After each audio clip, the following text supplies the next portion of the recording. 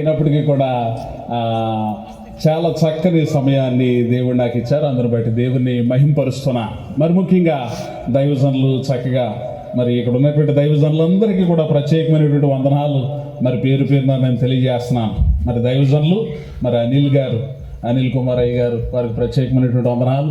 మరి అదే రీతిగా మోజేస్ అయ్య గారికి ప్రత్యేకమైనటువంటి వందనాలు, కరుణ కుమార్ అయ్య గారికి ప్రత్యేకమైనటువంటి వందనాలు, మరి పరంజ్యోతానికి ప్రత్యేకమైనటువంటి వందనాలు తెలియజేసినాను. మరి అదే రీతిగా స్థానిక దైవజనరాలు మా అత్తయ్య గారు, మరి అత్తయ్య గారికి కూడా ప్రత్యేకమైనటువంటి వందనాలు తెలియజేసినాను. మరి ఇస్సాక్ గారికి కూడా మన మధ్యలో ఉన్నారు, వారికి కూడా ప్రత్యేకమైనటువంటి వందనాలు. మరి చక్కని సంగీతం ఎంతవరకు మరి ఈ సభ కొంచెం ఆలస్యంగా నడుస్తున్నా కానీ మరి ఏమాత్రం కూడా మీరు ఎవరూ సోలిపోకుండా చక్కగా మంచి సంగీతాన్ని అందించారు. మరి చక్కగా బ్రదర్ శ్రవణ్ గారు, మరి వారికి ప్రత్యేకమైనటువంటి వందనాలు. కిరణ్, అదే రీతిగా స్టీఫెన్, మరి ప్రియులు జాన్, మరి వీరందరూ కూడా నాకు చాలా ఇష్టమైనటువంటి మనుషులు. దేవునికి స్తోత్రం కలిగిన గాక. హల్లెలూయా. మరి చక్కని సౌండ్ ప్రజెంట్ చేస్తున్నారు. సోదరులకి కూడా ప్రత్యేకమైనటువంటి వందనాలు తెలియజేసినాను. ప్రియులారా, మీ అందరికీ కూడా ప్రత్యేకమైనటువంటి వందనాలు తెలియజేసినాను. నమస్కారానికి అన్నీ తెలుసు కదా మరి మనకి. దేవునికి స్తోత్రం కలిగిన గాక. హల్లెలూయా. ప్రియులారా, మరి లేటుగా అనుకోకుండా చక్కగా మనం దేవుని వాక్యాన్ని మనం విందాం. ఎందుకనంటే ఎదర సమయం పెరిగిందంటే వెనకాల సమయం కూడా పెరగలవద్దా? పెరగాలి. కాబట్టి చక్కగా ఈరోజు దేవుని వాక్యాన్ని మనం ధ్యానం చేద్దాం. ఎంత సమయం మీరు దేవుని వాక్యాన్ని వింటారు? ఎంత సమయం మీరు దేవుని వాక్యాన్ని వింటారు? దాదాపుగా ఈ నెల అంతా కూడా నేను ఇలాగ మాట్లాడుతూనే ఉన్నాను. పగల ఒక చోట, రాత్రి ఒక చోట, పగల ఒక చోట, రాత్రి ఒక చోట, మరి చాలా ప్రాంతాల్లో ఇలాగ మాట్లాడుతూనే ఉన్నాను. ప్రియులారా, మరి ఏదేమైనప్పటికీ మిమ్మల్ని ఎవ్వరిని ఇబ్బంది పెట్టకుండా, విసిగించకుండా చక్కగా దేవుని వాక్యాన్ని మనం విందాం. మరి ఒక చోటకి నేను ఇలాగ వాక్యం అందించడానికి వెళ్తే మరి ఆ దైవజనులు నాకు 15 నిమిషాలు వాక్యాన్ని చెప్పమని, 30 నిమిషాలు వాక్యం చెప్పమని సమయాన్ని ఇచ్చారు. ఇచ్చిన తర్వాత నేనేం చేశానంటే అందరూ వింటున్నట్టుగా ఉన్నారు కదా అని చెప్పి ఇంకొక పావు గంట ఎక్స్ట్రా చెప్పాను. అంటే ఎంత చెప్పినట్టు 30 గంట అంతా అయిపోయిన తర్వాత అలా కూర్చుని ఆ దైవజనులు నాకు సమయం ఇచ్చిన అయ్యగారిని అడిగాను అనమాట. అయ్యగారు, ఒక పావు గంట ఎక్స్ట్రా అయిపోయింది, మరి పర్వాలేదా అనేసి అడిగాను. ఆయన అన్నారు, 1/2 లీటర్ బాటిల్లో 1/2 లీటరే పడతాయి అన్నాడు. అమ్మ బాబు, ఇది చాలా లోతైన మాట. ఇది 1/2 లీటర్ బాటిల్లో ఎన్ని పడతాయట? 1/2 లీటరే పడతాయట. ఇంకొంచెం ఎక్స్ట్రా అయితే ఏమవుతాయి? వెళ్ళిపోతే ఇంక పట్టవు కనుక. అంటే ఇది చాలా మర్మయుక్తంగా ఆయన మాట్లాడుతూ వాళ్ళ సంఘం గురించి చెప్పాడు ఆయన. అంటే 1/2 లీటర్ బాటిల్లో 1/2 లీటరే పడతాయంటే వాళ్ళందరూ కూడా అరగంట వాక్యం వినే బాటిల్ అనమాట. వాళ్ళందరూ కూడా 1/2 లీటర్ బాటిల్ అనమాట. ఎందుకు మీరే బాటిల్? అబ్బా, మీరు ఎంతసేపు దేవుని వాక్యాన్ని వింటారు? ఓకే, చక్కగా దేవుని వాక్యాన్ని వినండి. కొన్నిసార్లు ప్రియులారా, మనం అన్నిటికీ సమయాన్ని వెచ్చించగలుగుతాం, కానీ దేవుని వాక్యం దగ్గరికి వచ్చేటప్పటికి ఎందుకో కొంచెం నిరాశ అయిపోతారు. ఎందుచేతనంటే ఆ పాటలో సంతోషిస్తారు, సంగీతాన్ని ఎంజాయ్ చేస్తూ ఉంటారు, అన్ని ఏర్పాట్లు అన్నీ బాగుంటాయి, కానీ వాక్యం దగ్గరికి వచ్చేటప్పటికి మాత్రం కొంచెం మరి నీరసం వచ్చినట్లుగా, అలా డిమ్ అయినట్లుగా ఉంటారు. అలా మీరు ఎవరో ఉండొద్దు. చక్కగా మరి మీరు అందరూ కూడా దేవుని వాక్యాన్ని వినండి. ఇందులో నేనంటే ఎరగనోళ్ళు ఎంతమంది ఉన్నారు? నేను తెలియని వాళ్ళు ఎంతమంది ఉన్నారు? నేను తెలిసిన వాళ్ళు ఎంతమంది ఉన్నారు? అమ్మ బాబు, మొత్తం మీద నాకు కూడా గుర్తింపు వచ్చింది. చాలా సంతోషం. ఎవరైనా తెలవనోళ్ళు ఉంటే కనుక ఈసారి చేతులు ఎత్తిన వాళ్ళు అడిగి తెలుసుకోండి. మరి చాలా సంతోషం ప్రియులారా. మరి నేను ప్రభుదాస్ అయ్య గారి యొక్క చిన్నల్లుడిని. మరి అంతకంటే ముందుగా మరి ఆయన మా మేనమామ, తర్వాత మామగారు, మరి తర్వాత మా అత్తయ్య గారు కూడా, మేనత్త తర్వాత అత్తగారు. కనుక మేము అందరం ఒకటే కుటుంబం. చక్కగా మరి వారి కుటుంబానికి మాత్రమే కాదు, నేను కోరుమావుడు మొత్తానికి చాలా కావలసినటువంటి మనిషిని మీరు గుర్తుపెట్టుకోండి. దేవునికి స్తోత్రం కలిగిన గాక. హల్లెలూయా. చాలా సంతోషం ప్రియులారా. మనం దేవుని వాక్యాన్ని ధ్యానం చేద్దాం. ఇక ఏమాత్రం కూడా ఆలస్యం చేయకుండా. మరి కొన్నిసార్లు మనిషి అట సైకాలజీ ప్రకారం 40 నిమిషాలు వినగలడట. ఎంత? 40 నిమిషాలు. మరి అందుకనే స్కూల్లో పీరియడ్లు కూడా ఎంత సమయం ఉంటాయంట? 40 నిమిషాలు. అంటే 40 నిమిషాల తర్వాత వారిలో ఇక అర్థం చేసుకునే ఆ కెపాసిటీ తగ్గిపోద్ది అని చెప్పి పైగా సైకాలజీ ప్రకారం అని మాట్లాడతారు. సరే, స్కూల్లో పిరిళ్ళు 40 నిమిషాలు ఉంటాయి, వాక్యాలు 40 నిమిషాలు ఉంటాయి, రేడియో ప్రసంగాలు 15 నిమిషాలు, టీవీ ప్రసంగాలు 30 నిమిషాలు, ఇలాగ అన్ని నిమిషాల మీదే. అయితే ఏమండి, అన్నీ ఒకవేళ మనిషి 40 నిమిషాలే కనుక అర్థం చేసుకోగలిగితే సినిమా 2.5 గంటలు ఎలా తీస్తున్నారు వాళ్ళు, ఎలా చూస్తున్నారు మీరు? పాయింటే కదా. 2.5 గంటల సినిమా ఎలాగ జ్ఞాపకం ఉంటుంది ఒక మనిషికి? మరి 40 నిమిషాలే మనిషి బ్రెయిన్ స్టోర్ చేసుకోగలిగితే కనుక మరి 2.5 గంటలు ఉండేటువంటి అంత పెద్ద స్టోరీ అంతా మనకు ఎలా జ్ఞాపకం ఉంటుంది, ఎలాగ ఇంట్రెస్ట్గా చూడగలుగుతున్నారు అంటే వాళ్ళకి తెలియదు ఆ సైకాలజీ. అంటే బ్రిల్లరా, వాళ్ళకి తెలుసు. అయితే మనుష్యుల ఇంట్రెస్ట్ దేని మీద ఉందో దాన్ని బట్టి మనిషి ప్రవర్తించగలుగుతాడు. మనిషి బ్రెయిన్కి లిమిట్ లేదు. దేవుడు మనిషిని తయారు చేసినప్పుడు ఎంతే నీ లిమిట్ అని లిమిటెడ్గా తయారు చేయలేదు. మనం అందరం కూడా పరిమితితో తయారు చేయబడలేదు, మనం అపరిమితంగా తయారు చేయబడ్డాం. కనుక మనిషికి ఉన్నటువంటి జ్ఞానాన్ని మనిషి ఎంత మట్టుకు కేవలం 1% మాత్రమే వాడుకోగలుగుతున్నాడట. అయితే పూర్తిగా మనిషికున్న జ్ఞానం అంతా వాడుకోగలిగితే కనుక ఇంకెంత గొప్ప విషయాలు మనిషి చేయగలడు. దేవునికి స్తోత్రం కలిగిన గాక. నేనేమంటానంటే అవన్నీ సంగతులు పక్కన పెట్టేయండి. చక్కగా మీ జ్ఞానం అంతా, చక్కగా మీ మెమరీ అంతా కూడా దేవుని వాక్యం మీద మీరు కాన్సన్ట్రేట్ చేయవలసిందిగా ప్రభు పేరట మనం చేయించున్నాం. దేవునికి స్తోత్రం.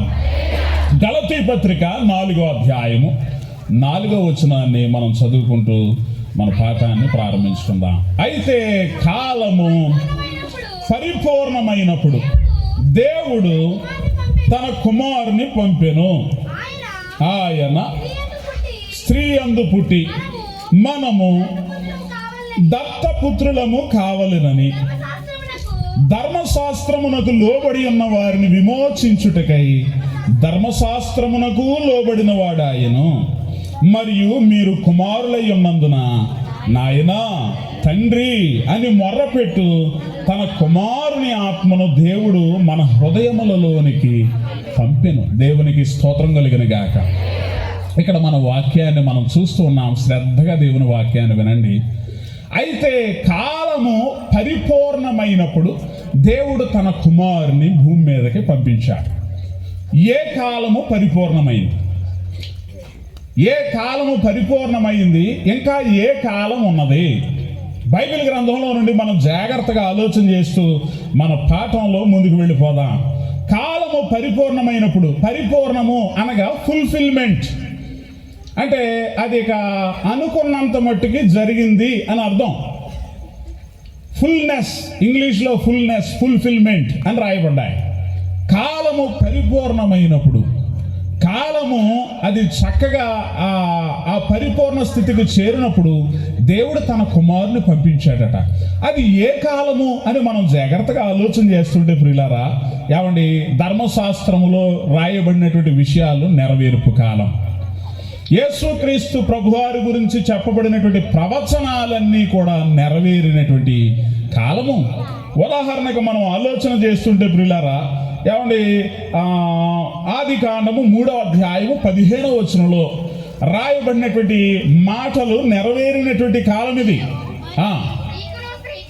నీకును స్త్రీకిని, నీ సంతానమునకును ఆమె సంతానమునకును వైరము కలుగజేసేదను, అది నిన్ను తల మీద కొట్టును, నీవు దానిని మడిమె మీద కొట్టుదువని చెప్పిన. దేవునికి స్తోత్రం కలిగిన గాక.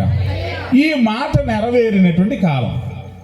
నీ సంతానమునకును స్త్రీ సంతానమునకును. స్త్రీ సంతానము ఏమిటి? స్త్రీ సంతానము అని మనం ఆలోచన చేస్తుంటే వంశావళిలో ఏ వంశావళి చూసినా కానీ ఆదాము కయీనును కనెను, కయీను ఇంకొకరిని కనెను, అలాగా పురుషుల పేర్లే రాసుకుంటా వచ్చినటువంటి జీనియాలజీ అంటే వంశావళిలో ఏమండి యేసు ప్రభు వారి దగ్గరికి వచ్చేటప్పటికి మాత్రం, యేసు ప్రభు వారి సంగతులకు వచ్చేటప్పటికి మాత్రం ఏమండి ఇక్కడ చాలా చక్కగా రాయబడింది. ఏమండి యోసేపుకు ప్రధానము చేయబడినటువంటి మరియా అమ్మ యాకోబు మరియ భర్త అయిన యోసేపును కనెను, ఆమె యందు క్రీస్తు అనబడిన యేసు పుట్టిన, ఆమె యందు అనేటువంటి మాటను మనం చూస్తున్నాం. దేవునికి స్తోత్రం కలుగును గాక. అంటే ఇలాంటి వచనాలన్నీ నెరవేర్పు అవుతున్నటువంటి కాలము పరిపూర్ణం అవటం అంటే ఇలాంటి ప్రవచనాలన్నీ నెరవేరుతున్నటువంటి కాలము. ఆ కాలము పరిపూర్ణమైనప్పుడట దేవుడు తన కుమారుణ్ణి భూమి మీదకే పంపించేశాడు. దేవునికి స్తోత్రం కలుగును గాక. హల్లెలూయా. ఈరోజు మన వాక్య భాగం ఏమిటి అని అంటే ప్రియులారా, ఏ కాలములో మనం ఉన్నాము, ఏ కాలము పరిపూర్ణమవుతున్నది.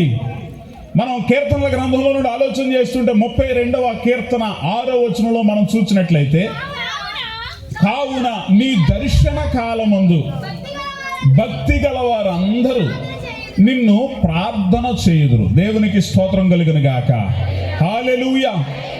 నీ దర్శన కాలమందు, నీవు దొరికేటువంటి కాలము, నీ దర్శనం లభించేటువంటి కాలమందు భక్తి గల వారు అందరూ కూడా నిన్ను ప్రార్థన చేస్తారు. ఈరోజు కాలములను గురించి మనం నేర్చుకుంటున్నాం.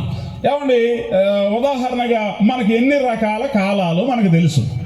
మనకు తెలిసినటువంటి కాలాలు సర్వసాధారణంగా లోకంలో జరుగుతున్నాయి. సంవత్సరానికి ముమ్మారు వచ్చేవి. ఏమండి, ఒకటి వేసవకాలం, రెండవది వర్షాకాలం, మూడవది శీతాకాలం. కాలాలంటే ఇవే కదా మనకు తెలిసినవి. కానీ బైబిల్ గ్రంథం ప్రకారం కాలములు 7. ఒకటి నిష్కలంక కాలం. రాసుకునే వాళ్ళు ఎవరైనా ఉంటే చక్కగా రాసుకోండి. ఒకటి కాలముల్లో మొదటి కాలము నిష్కలంక కాలం, రెండవది మనస్సాక్షి కాలం, మూడవది మానవ పరిపాలనా కాలం, నాలుగవది వాగ్దాన కాలం, ఐదవది ధర్మశాస్త్ర కాలం, ఆరవది ఏమండి కృపాకాలము, ఏడవది నీతి పరిపాలన కాలం. మళ్ళీ చెప్పమంటారా? ఒకటి నిష్కలంక కాలం. నిష్కలంక కాలం. ఈ కాలంలో కల్మషము లేదు మనుషుల్లో. మంచి గాని చెడు గాని ఎరగని వారిగా వారు జీవించారు. అది నిష్కలంక కాలం. రెండవది మనస్సాక్షి కాలం. ఈ కాలానికి వచ్చేటప్పటికి ఏది మంచి ఏది చెడు అనేది మనుషులకి తెలియజేయబడినటువంటి కాలం, మనస్సాక్షి కాలం. మూడవదిగా మానవ పరిపాలనా కాలం. ఇక్కడికి వచ్చేటప్పటికి మనుషులు పరిపాలించడం, ఒకరి మీద ఒకరు ఏమండి పరిపాలన చేయటం, లేదా భూమిని పరిపాలించడం, ఇదంతా కూడా నేర్చుకుని నరులు విస్తరించి చక్కగా భూమి అంతటా కూడా పరిపాలిస్తున్నటువంటి కాలం మానవ పరిపాలన కాలం. నాలుగవది వాగ్దాన కాలం. ఈ కాలానికి వచ్చేటప్పటికి వాగ్దానాలు ఇవ్వబడ్డాయి, అవి నెరవేర్పవుతున్నాయి. వాగ్దాన కాలము నాలుగవది. ఐదవది ధర్మశాస్త్ర కాలం. ధర్మశాస్త్ర కాలం. ఈ కాలానికి వచ్చేటప్పటికి ధర్మశాస్త్రం ఇవ్వబడింది. ధర్మశాస్త్రం కింద ఆ కాలం అంతా కూడా రూల్ చేయబడుతుంది. అంటే అది జరుగుతుంది. ధర్మశాస్త్రము వలనే ఆ కాలము ముందుకు వెళ్తున్నటువంటి కాలము ధర్మశాస్త్ర కాలం. ఆరవది కృపాకాలము. కృపాకాలం. ఇప్పుడు ఏ కాలంలో మనం ఉన్నాం తెలుసా? కృపాకాలంలోనే మనం ఉన్నాం. కృపాకాలంలో. ఈ కృపాకాలంలో ధర్మశాస్త్రంతో ఇక ఏమండి అంత కఠినమైనటువంటి పరిస్థితులు లేవు. కృప చూపిస్తున్నాడు. ఆయన కృప నిరంతరముండును. దేవునికి స్తోత్రం కలుగును గాక. ఏమండి, ఆయన కృప మన ఎడల హెచ్చుగా ఉన్నది.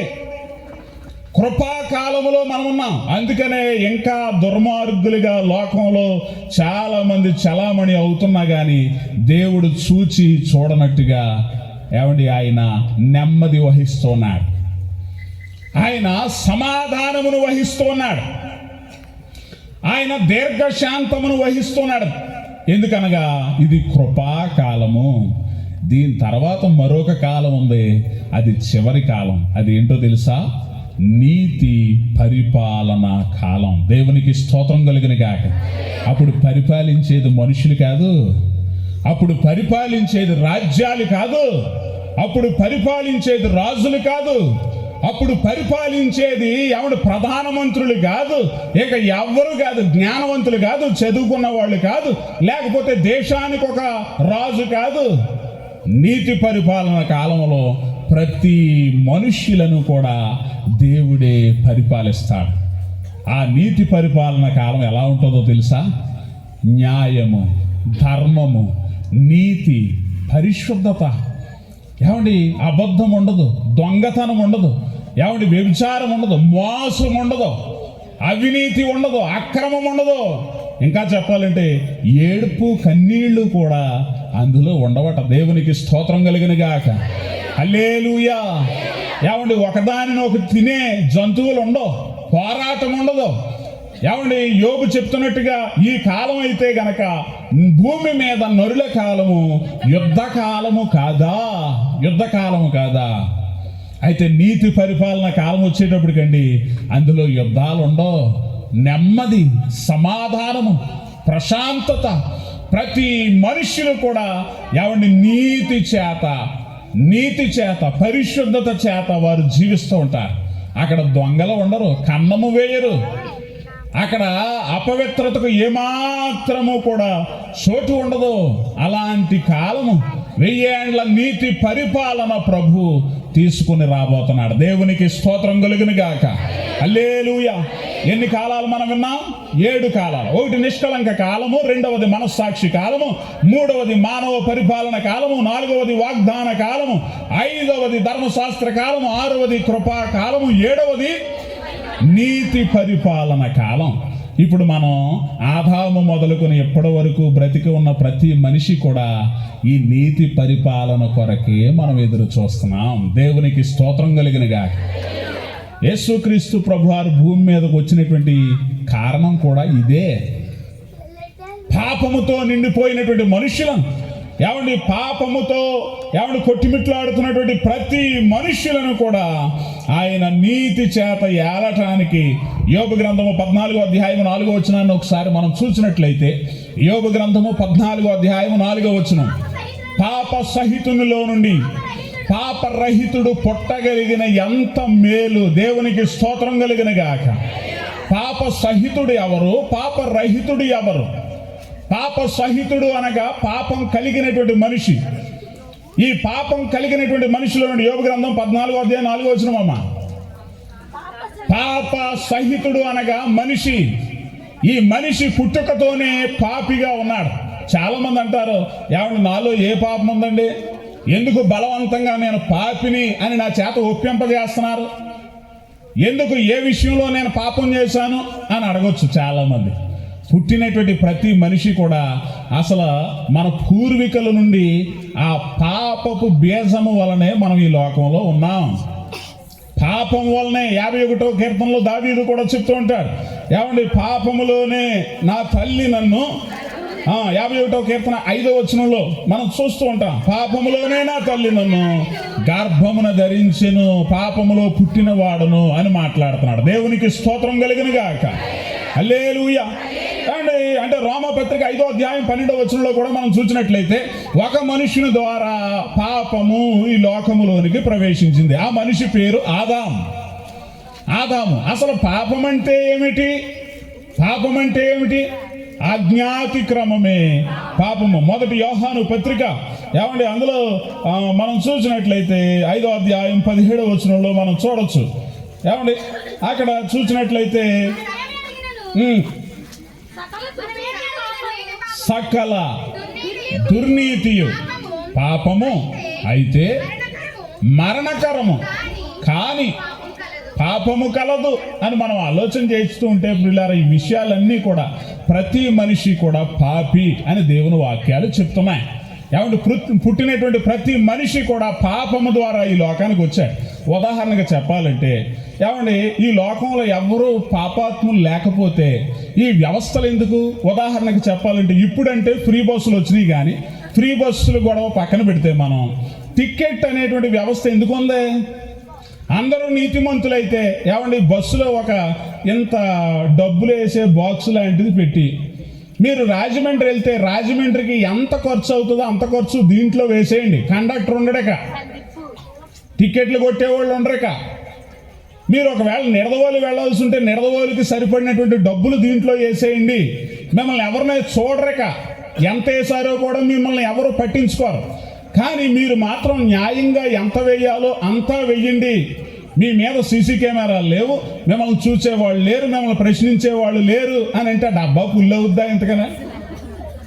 అమ్మా, ఆ పెట్టులో డబ్బులు పడతాయా? అసలు పడవ. ఏం చేతనంటే చూసేవాళ్ళు లేరు, ప్రశ్నించేవాళ్ళు లేరు, అక్కడ ఏ సీసీ కెమెరా లేదు. కాబట్టి అందరూ నీతివంతులుగా కనబడినా కానీ దాంట్లో ₹1 కూడా పడదు.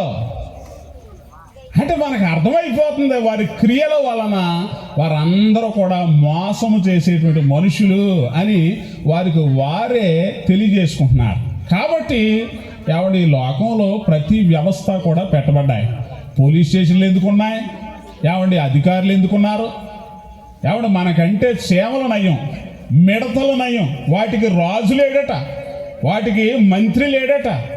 అయినా కానీ అవన్నీ కూడా పంక్తులుగా తీరి సాగిపోతాయట. చీమలు చూడండి, వాటికి పై అధికారి లేడట. అయినా కానీ అవన్నీ కూడా చక్కగా ఒక వరుసలో కొనసాగిపోతుంటాయి.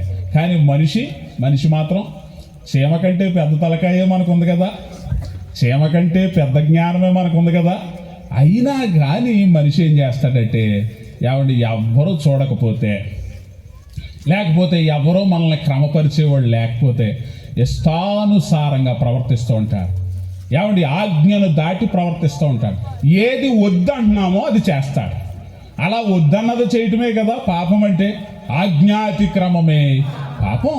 దేవుడు చెప్పాడు ఆదాము హవ్వలతో, ఈ పండును మీరు తినొద్దు అని అంటే ప్రభువు చూడని సమయంలో, ఆదాము దగ్గర లేని సమయంలో హవ్వమ్మను మోసపుచ్చి మాయ మాటలు చెప్పేటప్పటికి ఏ పండు అయితే తినొద్దని ప్రభు ఆజ్ఞాపించాడో ఆ పండునే హవ్వమ్మ తిన్నది. హవ్వమ్మ తర్వాత ఆదాము తిన్నాడు. అక్కడ నుండి ఈ అతిక్రమము అనేది ప్రతి మనిషిలోనికి వచ్చేసింది. ఇక్కడ మనం అర్థం చేసుకోవచ్చు, క్రమము అనే దానికి ఎదర అతి అనేది జోడిస్తే అతిక్రమం అయిపోయింది, అక్రమం అయిపోయింది. క్రమము లేనటువంటి పరిస్థితులే పాపం. ఏది తాగాలో నీకు చెప్పబడి ఉన్నది కదా. ఈరోజు మంచి సాక్ష్యాన్ని మనం విన్నాం. సొలొమోన్ రాజు గారు చాలా అద్భుతమైనటువంటి సాక్ష్యం చెప్పారు. నిక్కర్సుగా వారు పాత జీవితాన్ని ఒప్పుకున్నారు. అతిక్రమాలు దాచిపెట్టేవాడు వర్ధిల్లడు కానీ దాన్ని ఒప్పుకొని విడిచిపెట్టేవాడు కనికరం పొందుతాడు. దేవునికి స్తోత్రం కలిగిన గాక. వారి సాక్ష్యం నేను అక్కడ నుండి కూర్చొని వింటున్నాను. చాలా అద్భుతమైన సాక్ష్యం. ఒకప్పుడు వారి పరిస్థితి ఏంటి, ఇప్పుడు వారి పరిస్థితి ఏంటి? ఊరే అనే పరిస్థితి అట ఒకప్పుడు. ఇప్పుడైతే అందరూ చేతులు ఇచ్చి వారికి వందనాలు చెప్తున్నారట. ఈ మార్పు ఎవరి వలన కలిగింది? చూడండి, ఒకప్పుడు క్రమము లేనటువంటి పరిస్థితి, ఇప్పుడైతే క్రమము కలిగినటువంటి పరిస్థితి. దేవునికి స్తోత్రం కలిగిన గాక. పాపం అంటే ఏదో పెద్ద నేరం కాదు, మనుషుల్ని చంపేసేది కాదు. పాపం అంటే భయంకరమైనటువంటి విషయం కాదు. అసలు దేవుడు ఏది వద్దంటున్నాడో అది చేయటమే పాపం. కాబట్టి ఇలాంటి పాపం కలిగినటువంటి మనుషుల్లో నుండి పాపము లేనివాడు లోకములోనికి రావాలి. అలాగ వచ్చిన వాడే యేసుక్రీస్తు ప్రభువారు. ఆయన ఎందుకు పాపం కలిగినటువంటి మనుషుల్లో నుండి పాపము లేనివాడిగా పుట్టాడంటే, మనుషులందరూ కూడా మొదటి ఆదాము దగ్గర నుండి అందరూ కూడా పాపాన్ని పంచుకుంటూ వచ్చారు. ఒకప్పుడు పాపం విపరీతంగా పెరిగిపోయినప్పుడు నోవాహు దినాల్లో దేవుడు భూమిని అంతటినీ కూడా జలప్రళయము చేత నాశనం చేసి మరలా నూతన సృష్టిగా ప్రతి మనుషుల్ని కూడా నోవాహులో నుండి రప్పించాడు. అయితే ప్రియులారా, ఆదాములో నుండి వచ్చినటువంటి రక్తమే నోవాహులో ఉంది. నోవాహులో నుండి వచ్చినటువంటి రక్తమే మరలా నేటి దినాల్లో కూడా ఉంది. ఒక విషయాన్ని మీరు గమనించండి, భూమి మీద పాపం విచ్చలవిడిగా పెరిగిపోతున్న ప్రతిసారి దేవుడు మరలా క్లీనింగ్ మొదలు పెడతాడండి. ఆ కాలం వచ్చేసింది మరలా. ఒకప్పుడు నోవాహు దినాల్లో ఎలాగైతే పాపం విచ్చలవిడిగా పెరిగిపోయిందో లోకంలో, ఇప్పుడు కూడా అదే రీతిగా విచ్చలవిడిగా పెరిగిపోయినటువంటి పాపాన్ని మరలా శుద్ధి చేసేటువంటి కార్యక్రమం త్వరలోనే రాబోతుంది. దేవుని వాక్యం చెప్తుంది, ఆయన చేతిలో ఉందట. ఆయన చెరగడం ప్రారంభిస్తాడు. పొట్టును ఆరని అగ్నితో కాల్చివేస్తాడట. గట్టి గింజలు మాత్రమే ధాన్యపు కొట్టు చేరతాయట. ఆ గింజగా నీవు నేను ఉందుముగాక. ప్రియులారా, ఇక్కడ మనం ఆలోచన చేస్తుంటే ప్రియులారా, ఈ పాప సహితునిలో నుండి పాపరహితుడు పుట్టాలి. అదే క్రిస్మస్ పండుగ. యేసు ప్రభువారు లోకంలో ఎప్పుడో పుట్టారు, కానీ నీలోని నాలోని పుట్టినప్పుడు ప్రియులారా, అప్పుడు మన సాక్ష్యం మారుతుంది, అప్పుడు మన జీవితం మారుతుంది. అది దేవునికి ఇష్టమైనటువంటి మంచి జీవితంగా పేరు పొందుతుంది. దేవునికి మహిమ కలుగును గాక. హల్లెలూయా. ప్రియులారా, మనం ఆలోచన చేస్తుంటే ఏమండి, ఇక్కడ మన వాక్యానికి మనం వద్దాం. ఏమండి, ఏ కాలము పరిపూర్ణమవుతుంది అని అంటే ప్రియులారా, ఏమండి, నిష్కలంక కాలం అయిపోయింది, మనస్సాక్షి కాలం అయిపోయింది, దాని తర్వాత మానవ పరిపాలన కాలం అయిపోయింది, దాని తర్వాత ఏమండి వాగ్దాన కాలం అయిపోయింది, ధర్మశాస్త్ర కాలం అయిపోయింది. ఇప్పుడు కృపాకాలము కూడా ముగింపులోనికి వచ్చేసింది. కృపాకాలం కూడా ముగింపులోనికి వచ్చేసింది. ఆదాము నుండి అబ్రహాము వరకు 2000 సంవత్సరాలు. మీరు జాగ్రత్తగా గుర్తుపెట్టుకోండి. అబ్రహాము నుండి మరలా యేసు ప్రభు కాలం వరకు 2000 సంవత్సరాలు. యేసు ప్రభు పుట్టిన తర్వాత ఏమండి క్యాలెండర్ లెక్కేస్తుంటే ఇప్పుడు ఎన్నో సంవత్సరంలోనికి మనం వచ్చేసాం? 2025 సంవత్సరంలోనికి మనం వచ్చేసాం. వచ్చే సంవత్సరం ఏది? 2026. ఇంకో కొన్ని రోజులు ఉంటే ఈ సంవత్సరం కూడా అయిపోతుంది. మీరు అర్థం చేసుకోండి, దేవుని దృష్టిలోనంటండి 2వ పేతురు పత్రిక 3వ అధ్యాయము 8వ వచనాన్ని ఒకసారి చదువుదాం. 2వ పేతురు పత్రిక 3వ అధ్యాయం 8వ వచనం. ప్రియులారా, ఒక సంగతి మరిచిపోకండి. అదేమనగా ప్రభు దృష్టికి ఒక దినము 1000 సంవత్సరములు వలెను, 1000 సంవత్సరములు ఒక దినము వలెను ఉన్నవి. దేవునికి స్తోత్రం కలుగును గాక. ప్రియులారా, ఒక సంగతి మర్చిపోవద్దు. ఏమిటా సంగతి అని అంటే ప్రియులారా, ప్రభు దృష్టిలోనంట ఒక దినము ఈజ్ ఈక్వల్ టు 1000 సంవత్సరాలు. 1000 సంవత్సరాలు ఈజ్ ఈక్వల్ టు ఒక దినము. అంటే ఏమంటే ఈ వారానికి 7 దినాలు మనం చూసుకుంటే 6 రోజులు కూడా మనిషి సొంతంగా ఖర్చు పెట్టుకోవడానికి. 7వ దినము విశ్రాంతి దినము. 7వ దినము విశ్రాంతి దినం అంటే ప్రభువుని వద్దకు వెళ్ళిపోయే దినము. 7వ దినము ప్రభువుని ఆరాధించుకునేటువంటి దినము. లోకములో నుండి వేరే ఒక మనిషి దేవునితో కలుసుకునేటువంటి దినము 7వ దినము. పరిశుద్ధ దినం అది, ప్రభువుని ఆరాధించేటువంటి దినం. మీరు ఇప్పుడు ఈ దినముల లెక్క చొప్పున మనం ఆలోచన చేస్తుంటే ఒక దినము ఈజ్ ఈక్వల్ టు 1000 సంవత్సరాలు అయితే ఎప్పటికి ఎన్ని వేల సంవత్సరాలు అయినాయి అంటే ఆదాము టు అబ్రహాము 2000, అబ్రహాము టు యేసు ప్రభువారు 2000.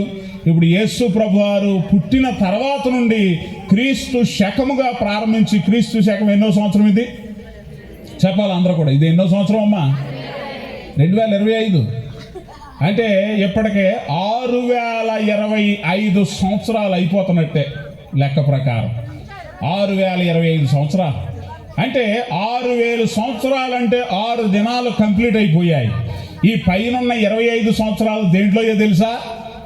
ఏ దినంలో? ఈ పైనున్న 25 సంవత్సరాలు 7వ దినంలో.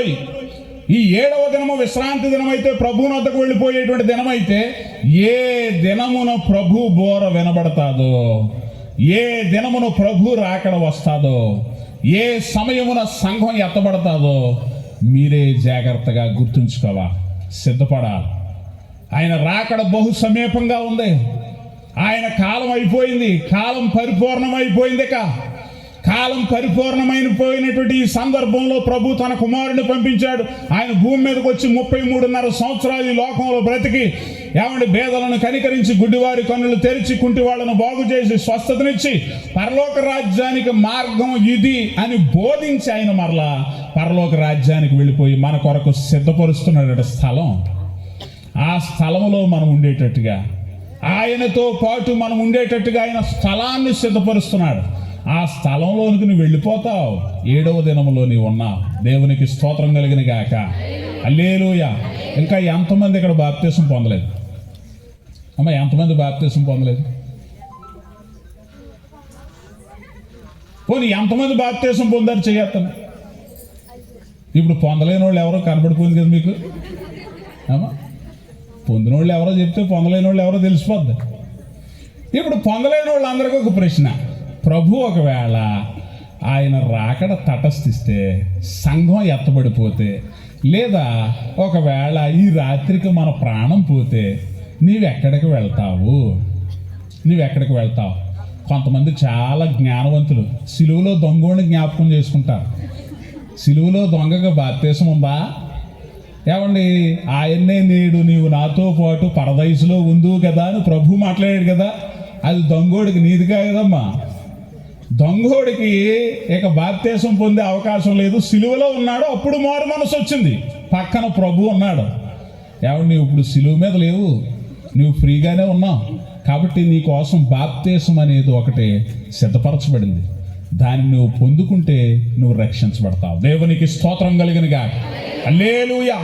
నాతో పాటు తమ్ముడు వచ్చాడు. సన్ని ఎవరు లేచినప్పుడు వాళ్ళ మామకు బాగాలేదు. ఏమండి, బ్రతికున్న బాగున్నన్ని రోజులు కూడా ఆమెకి మేము చెప్తూ వచ్చాం, అమ్మ నువ్వు బాప్తీసం పొందాలి. ఏమండి, ఆమె అంటూ ఉన్నది ఏమనంటే, నా కుమారుడు పెళ్ళి అయిపోతే నేను బాప్తీసం పొందుతానండి. వాళ్ళ కుమారుడికి ఇంకా పెళ్ళి అవ్వలేదు. అయితే ఈ లోపులోనే ఆమె ఒకరోజు హై బీపీ వచ్చి వెనక పడిపోయింది. తలలో బ్లడ్ క్లాట్ అయింది. మాటలు తేడాగా మాట్లాడుతుంది ఏంటో అని చెప్పి తీసుకుని వెళ్ళి హాస్పిటల్లో జాయిన్ చేశారు. జాయిన్ చేసిన తర్వాత బ్రెయిన్ ఓపెన్ సర్జరీ చేయాలని చెప్పారు. ఓపెన్ సర్జరీ చేశారు. చేసిన తర్వాత ఆమె ఇంకా మాట్లాడలేకపోతుంది. మాట పూర్తిగా బంద్ అయిపోయింది. లేవలేకపోతుంది, నడవలేకపోతుంది.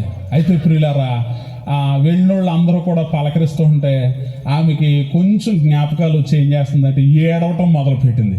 ఆ ఏడవటంలో ఆ పచ్చిగా ఉన్న ఆపరేషన్ మళ్ళా కదిలిపోయి మరలా కుట్లలో నుండి రక్తం బయటకు వచ్చేస్తుంది. మళ్ళా రెండోసారి ఆపరేషన్ చేయాలని చెప్పి మరలా రెండోసారి ఆపరేషన్ చేశారు. ఇప్పుడు ఉన్న ఆ జ్ఞాపకం మొత్తం పోయింది. ఇప్పుడు అసలు కాన్షియస్లో లేదు. ఏదో బ్రతుకున్నట్టుగా కాళ్ళు చేతులు వేళ్ళు మాత్రం మెదుపుతుంది. అంతేనారా బాబు? కనుక ఇప్పుడు ఆమె బాప్తీసం పొందడం సాధ్యమేనా? ఒకవేళ ప్రభు పిలుపు అయితే ఆమె ఎక్కడికి వెళ్తారు? ఇది కేవలం మీరు అర్థం చేసుకోవడానికి మాత్రమే నేను ఈ విషయాన్ని చెప్తున్నాను. మా ఊర్లో పైపుల నాగరాజు గారు అనేసి ఒక ఆయన ఉంటాడు, 95 సంవత్సరాలు. మా ఊరు మొత్తం మీద ఏమన్నా మాధవరాయుడిపాలెం కడియం మండలంలో అతను చేతి పైపులు వేస్తారు కదా, ప్రతి ఇంటి దగ్గర ఒక్కొక్క పైపు ఉంటుంది, కొట్టుకుంటే నీళ్ళు వస్తాయి. అతను ఆ పైపులు వేయటంలో ఎక్స్పర్ట్. మా ఊరిలో 45 అడుగులు తీస్తే స్వచ్ఛమైన నీరు వచ్చేస్తాయి, చక్కగా తాగేయచ్చు వాటిని. అలాంటి పైపులు వేయటంలో అతనే ఎక్స్పర్ట్. నా చిన్నప్పటి నుంచి నేను చూసినప్పటి నుండి ఇక వేరే పైపులు వేసేవాళ్ళు ఎవరు లేరు. వాళ్ళ కుటుంబం అంతా, వాళ్ళ కుమారులు కూడా అదే పనిని కొనసాగించేవారు. అయితే ప్రియులారా, మనం జాగ్రత్తగా ఆలోచన చేస్తుంటే అతడు చివరి దశ వరకు కూడా చాలా మూర్ఖుడిగాను, యేసు ప్రభువును వ్యతిరేకించేటువంటి వ్యక్తిగాను, వాళ్ళ కుటుంబంలో అందరూ ప్రభువుని వద్దకు వచ్చారు కానీ అతను మాత్రం చాలా కఠినుడిగా అలాగే ఉండిపోయాడు. అయితే ప్రియులారా, చివరి సమయం వచ్చేటప్పటికి 95 సంవత్సరాల వయోవృద్ధుడు. ఏమనుకున్నాడో తెలియదు. అతను చూస్తే గడ్డం అది పెంచుకుని నెరిచిపోయిన జుట్టు, ఎత్తైన మనిషి, చాలా బలిష్ఠుడు. బైబిల్ గ్రంథంలో ఉన్న పూర్వం భక్తుల్లాగా ఆయన ఉండేవాడు అనమాట చూడటానికి. అయితే ఒక దినాన్ని ఏమనుకున్నాడో తెలీదు. అతను సడన్గా వచ్చి నాకు బాప్తీసం కావాలి అని అడిగాడు. చాలా సంతోషించారు మొత్తం అందరూ కూడా. అయ్యో నీకు బాప్తీసం కావాలా, ఎంత మార్పు ఎక్కడి నుండి వచ్చింది నీలో అని చెప్పి చాలా సంతోషించి అతనికి బాప్తీసాన్ని ఇచ్చాం. నా చేతుల మీద నేనే ఆ 95 సంవత్సరాల ఆ వృద్ధుడికి బాప్తీసం ఇచ్చాను. బాప్తీసాల ట్యాంకులోకి చక్కగా దిగేశాడు, బాప్తీసం పొందాడు, పైకి వచ్చాడు. 2 రోజుల తర్వాత నుండి అతను మంచం పట్టేశాడు. అసలు ఇక బాగాలేదు, చాలా బలహీనుడైపోయాడు. తర్వాత ఒక 3 నెలలు మంచం మీద ఉన్నాడు. ఎవరి మాటకే రెస్పాండ్ అయ్యేవాడు కాదు. నేను చూడటానికి వెళ్ళి నేను మాట్లాడితే నా మాట గుర్తుపెట్టి చెయ్యి ఊపడేలాగా ఆ మరుసటి రోజు ఆయన చనిపోయాడు. ఇప్పుడు అతనికి భయం లేదు, ప్రభు రాజ్యానికి వెళ్ళిపోతాడు. దేవునికి స్తోత్రం కలిగిన గాక. ఇప్పుడు నీ పరిస్థితి ఏంటి? ఈ ప్రశ్న నీ కోసం. అందరూ తమ తమ దారులు సిద్ధపరుచుకుని వెళ్ళిపోతున్నారు. నీ దారేంటి? లోకంలో బ్రతకటమేనా? ఉద్యోగం అడ్డొస్తుందా నీ రక్షణ కోసం? నీ మారు మనస్సు పొందడం కోసం నీ వివాహం అడ్డొస్తుందా? కొంతమంది పెళ్లి బాప్తీసాలు పొందుతారు, అవి చల్లవండి. పెళ్లికి బాప్తీసానికి సంబంధం లేదు. బాప్తీసం నమ్మి తీసుకోవాలి. నమ్మి బాప్తీసం పొందినవాడు రక్షించబడు, నమ్మని వానికి శిక్ష విధించబడతా. కొంతమంది అడుగుతున్నారు, అంటే యేసు ప్రభుని నమ్మపోతే శిక్ష వేసేస్తాడండి ఆయన వేయడు. నువ్వు ఆల్రెడీ శిక్ష మార్గంలో నువ్వు ఉన్నావు. నీకు శిక్ష ప్రత్యేకించి వేయని అవసరం లేదు. నువ్వు ఆల్రెడీ శిక్ష మార్గంలోనే నువ్వు ప్రయాణం చేస్తున్నావు. రక్షించబడాలంటే బాప్తిసం పొందుకొని ఈ మార్గంలోనికి రావాలి. దేవునికి స్తోత్రం కలుగును గాక. హల్లెలూయా. వీళ్ళారా, యేసుక్రీస్తు ప్రభువు పుట్టింది ఇందుకే కదా. యేసుక్రీస్తు ప్రభు ఇంకా పాకలో లేడండి ఆయన, ఇంకా పశువుల తొట్టులో లేడండి ఆయన, ఇంకా బాలునిగా లేడండి ఆయన పరలోక రాజ్యం వెళ్ళిపోయాడండి. మనల్ని కూడా అక్కడికి చేర్చుకోవటానికి ఆయన ఇష్టపడుతున్నాడు. దేవునికి మహిమ కలుగును గాక. ప్రభు యేసు నా రక్షక, నసగు కన్నులు నాకు నిరతమునే నిన్ను చూడా. చప్పట్లు కొట్టాలి. ప్రభు యేసు నసగు కన్నులు నాకు నిరతమునే నిన్ను చూడా. అల్ఫాయు నీవే, ఒమేగాయు నీవే, అల్ఫాయు. ప్రభు యేసు నా రక్షక. పర్లేదు నే నిన్ను చూడా. ప్రభు యేసు నా రక్షక.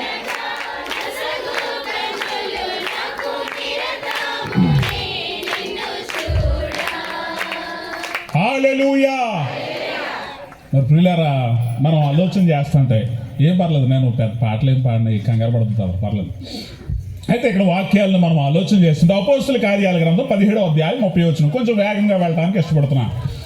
అపోస్తుల కార్యాలు 17వ అధ్యాయం 30వ వచనాన్ని మనం ఆలోచన చేస్తుంటే, ఆ అజ్ఞాన కాలమున దేవుడు చూచి చూడనట్టుగా ఉండెను, ఇప్పుడైతే అంతటను అందరూ మారు మనస్సు పొందాలని మనుష్యులకు ప్రభు ఆజ్ఞాపిస్తున్నాడు. దేవునికి స్తోత్రం కలుగును గాక. హల్లెలూయా. ఏమండి, అంతటను అందరూ మారు మనస్సు పొందాలని ప్రభు ఆజ్ఞాపిస్తున్నాడట. ప్రభు ఆజ్ఞాపిస్తున్నాడు. నువ్వు మారు మనస్సు పొందుకున్నావా? నువ్వు రక్షణ పొందుకున్నావా? కృపాకాలం ముగింపు అయిపోతుంది. ఈ కృపాకాలం అయిపోయిన తర్వాత దేవుని వాక్యమిక దొరకదో. ఆలోచన చేస్తుంటే మొదట్లో ప్రభు మనుషులతో ముఖాముఖిగా మాట్లాడాడు.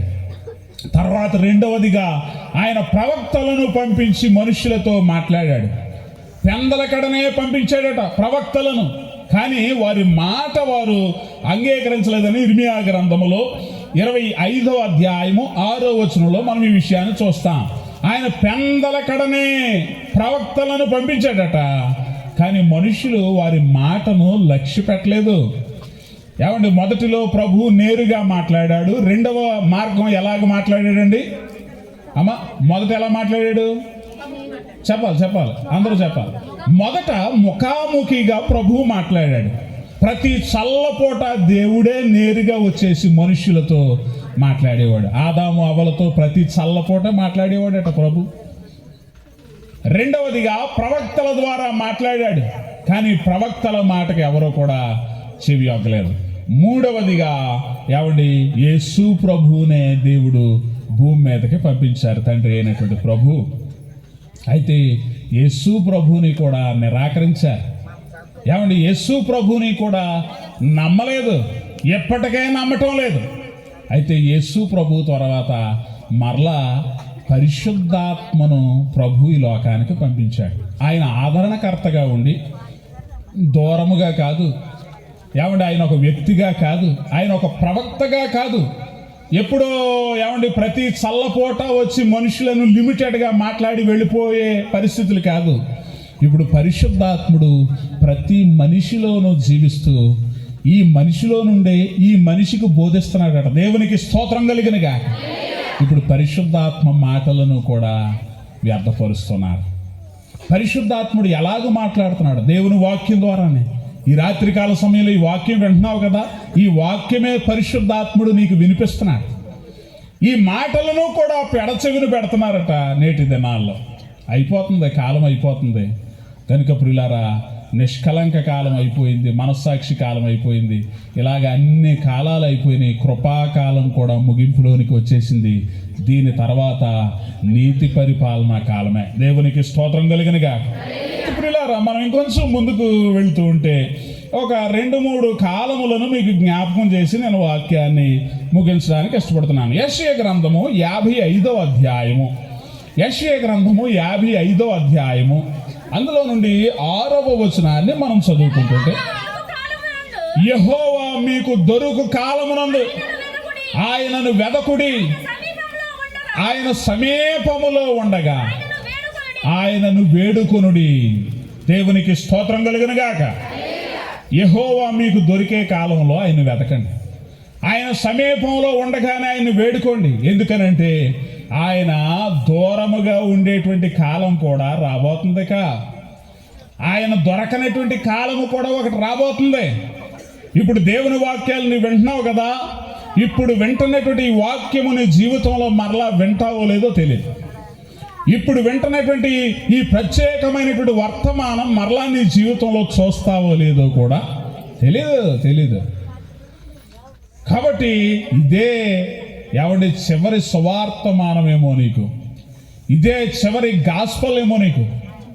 సహోదరులు తేజ గారు చాలా భారంతో ఈ కూడికను ఏర్పాటు చేశారు. ఆయన మాట్లాడుతూ ఒక మాట చెప్పారు నాకు, అయ్యా ఈ క్రిస్మస్ ఎందుకు ఏర్పాటు చేశానంటే ప్రజలలో దేవుని సువార్త ప్రకటించబడాలి.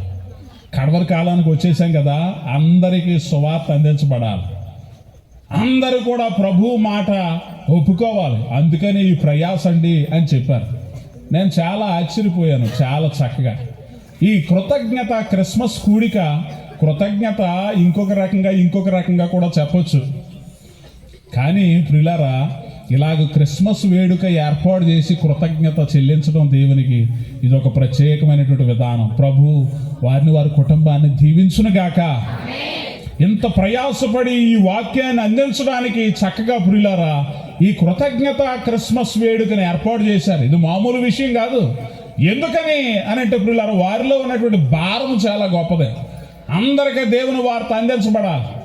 అటు తర్వాత అంతం వస్తుందట. ఏమండి, రాజ్య సువార్త సకల జనులకు కూడా సాక్షార్థమై నిలుస్తుంది. అందరూ కూడా ఏమండి, మత్తయి సువార్త 24వ అధ్యాయం 14వ వచనం చూడండి ఒకసారి. మత్తయి సువార్త 24వ అధ్యాయం 14వ వచనం. మరియు ఈ రాజ్య సువార్త సకల జనములకు సాక్షార్థమై లోకమందంతటను ప్రకటింపబడును, అటు తర్వాత అంతము వచ్చును. దేవునికి స్తోత్రం కలిగిన గాక. ప్రతి చెవి వింటాదట దేవుని వాక్యం. ఈరోజు ఈ వాక్యం నువ్వు ఎక్కడి నుండి వింటున్నావో తెలియదు, కానీ ప్రభువే నీకు ఈ వాక్యాన్ని వినిపింపజేస్తున్నాడు. ప్రభువే ఈ సౌండ్ సిస్టమ్ ద్వారా ప్రభు నీతో మాట్లాడుతున్నాడు. ఈరోజు సకల జనులకు వినిపించబడతాడు. విననటువంటి చెవి ఉండదక. లోకం మొత్తం మీద యేసు అనేటువంటి పేరు ప్రతి చెవి వింటుంది. అటు తర్వాత అంతము వస్తుందట. దేవునికి స్తోత్రం కలిగిన గాక. అంటే కోటాలు బాగా జరుగుతున్నాయంటే దాని అర్థం ఏంటో తెలుసా? అంతం వచ్చేస్తుంది. క్రిస్మస్ సభలు ఎక్కడ పడితే అక్కడ చక్కగా జరుగుతున్నట్టు దాని అర్థం ఏంటో తెలుసా? అంతం వచ్చేస్తుంది. ఇక కాలం పరిపూర్ణం అయిపోయింది, ఇక చివరికి వచ్చేసింది. వీళ్ళ యేసు ప్రభు వారు ఒక ఉపమానాన్ని చెప్తూ, అంజూరపు చెట్టును చూసి మీరు ఒక ఉపమానం నేర్చుకోండి. దాని చిగురు లేతదై ఫలించుతూ మీకు కనబడుతున్నటువంటి సమయంలో ఇక మీరు అర్థం చేసుకోండి ఏమనంటే, ప్రభు ఇక ఆయన వాకిట్లోనే ఉన్నాడట. ఆయన వాకిట్లో ఉన్నటువంటి మనిషి గుమ్మాలోనికి రావడానికి ఎంత టైం పడుతుంది అమ్మా? గంట సేపు ప్రయాణం చేసి వాకిట్లోకి వచ్చేసాం. అక్కడ నుండి గుమ్మాలోనికి రావడానికి ఇంకొక అంత టైం పడుతుందా? లేదు. ఒక అడుగేస్తే గుమ్మాలోనికి వచ్చేస్తాం, ఆ తర్వాత హాల్లో కూర్చుంటాం కదా. ప్రభు ఇక ఆయన తలుపు దగ్గరే, ద్వారం దగ్గరే ఉన్నాడట. ఆయన తలుపు తడుతున్నాడు. ఈ వాక్యం ద్వారా తలుపు తడుతున్నాడు. ఎందరి హృదయాలను ఆయన తడుతున్నాడు. ఇక సమయం లేదు సోదరా, సమయం లేదిక. నీ మనస్సును మార్చుకుని ప్రభువుని వద్దకు రావాలి. యెహోవా మీకు దొరుకు కాలమున ఆయనను వెతకాలట. ఆయనను వెతకాలి. విస్తారముగా వాక్యం అందించబడుతుంది, విస్తారముగా దేవుని వాక్యం ప్రకటించబడుతుంది. దీని తర్వాత దేవుని వాక్యం దొరకదని ఆమోసు గ్రంథంలోనికి ఒకసారి రండి. ఆమోసు గ్రంథంలో 8వ అధ్యాయం 12వ వచనాన్ని మనం చూస్తే, ఆమోసు గ్రంథము 8వ అధ్యాయం 12వ వచనం, కాబట్టి జనులు యెహోవా మాట వెదకుటకై ఈ సముద్రము నుండి ఆ సముద్రము వరకును, ఉత్తర దిక్కు నుండి తూర్పు దిక్కు వరకును సంచరించుదురు గాని అది వారికి దొరకదో. దేవునికి స్తోత్రం కలిగిన గాక. ప్రజలటండి దేవుని వాక్యం వెతకటం కోసం ఈ సముద్రము నుండి ఆ సముద్రం వరకు, ఉత్తర దిక్కు నుండి తూర్పు దిక్కు వరకు. అమ్మా ఇంకా కొంతమంది దొరకలేదా? 8:12 ఆమోసు. ఉత్తర దిక్కు నుండి తూర్పు దిక్కు వరకు ప్రయాణం చేస్తారట. ఎంతో డబ్బులిచ్చి మాకు వాక్యం చెప్పండి అని అడుగుతారట, కానీ అది వారికి దొరకదు. దేవునికి స్తోత్రం కలిగిన గాక. దొరకదు. దాని పై వచనాలు మనం ఆలోచన చేస్తుంటే, ఏమండి, దేశంలో క్షామం పుడుతుంది. ఆ క్షామము ఆహారం లేకపోవటం వలన కలిగే క్షామం కాదట. క్షామం అంటే కరువు. లోకంలో కరువు ఒకటి రాబోతుంది. ఆ కరువు ఆహారం లేని కరువు కాదట. అది ఏ కరువు అట మరిది? యెహోవా మాట మీకు దొరకని కరువు. అది ఇప్పుడు దొరుకుతుంది. ఆయన సమీపంగా ఉన్నాడు. ఆయన సమీపంగానే ఉండగానే మీరు ఆయన్ని వేడుకోండి. దేవునికి స్తోత్రం కలిగిన గాక. ఆ తర్వాత వస్తారట కొంతమంది. ఆ తర్వాత వచ్చి మత్తయి సువార్త 25వ అధ్యాయంలో 10 మంది కన్యకల సంగతిని మనం జ్ఞాపకం చేసుకోవచ్చు. ఆ తర్వాత వచ్చి వారు, అయ్యా మాకు తలుపు తీయండి అని అడుగుతారట. కానీ లోపల నుండి ఒక స్వరం వినబడుతుంది, మీరెవరో నేను ఎరగను, అక్రమము చేయి వారలారా నా యొద్ద నుండి తొలగిపోండి. క్రమం లేదు మీకు. ఏది క్రమము? సమయం ఉండగా సిద్ధపడటం క్రమము. వాక్యం బోధించినప్పుడు లోబడటం క్రమము. వాక్యం గద్దించినప్పుడు నీవు లోబడటం క్రమము. దేవుడు పిలుస్తున్నప్పుడు దగ్గరికి రావటం క్రమము. లోబడడం వల్లని ప్రజల వైపు దినమెల్లా ఆయన చేతులు చాపుతున్నాడట. ఆ చేతుల్లోనికి రావటం క్రమము.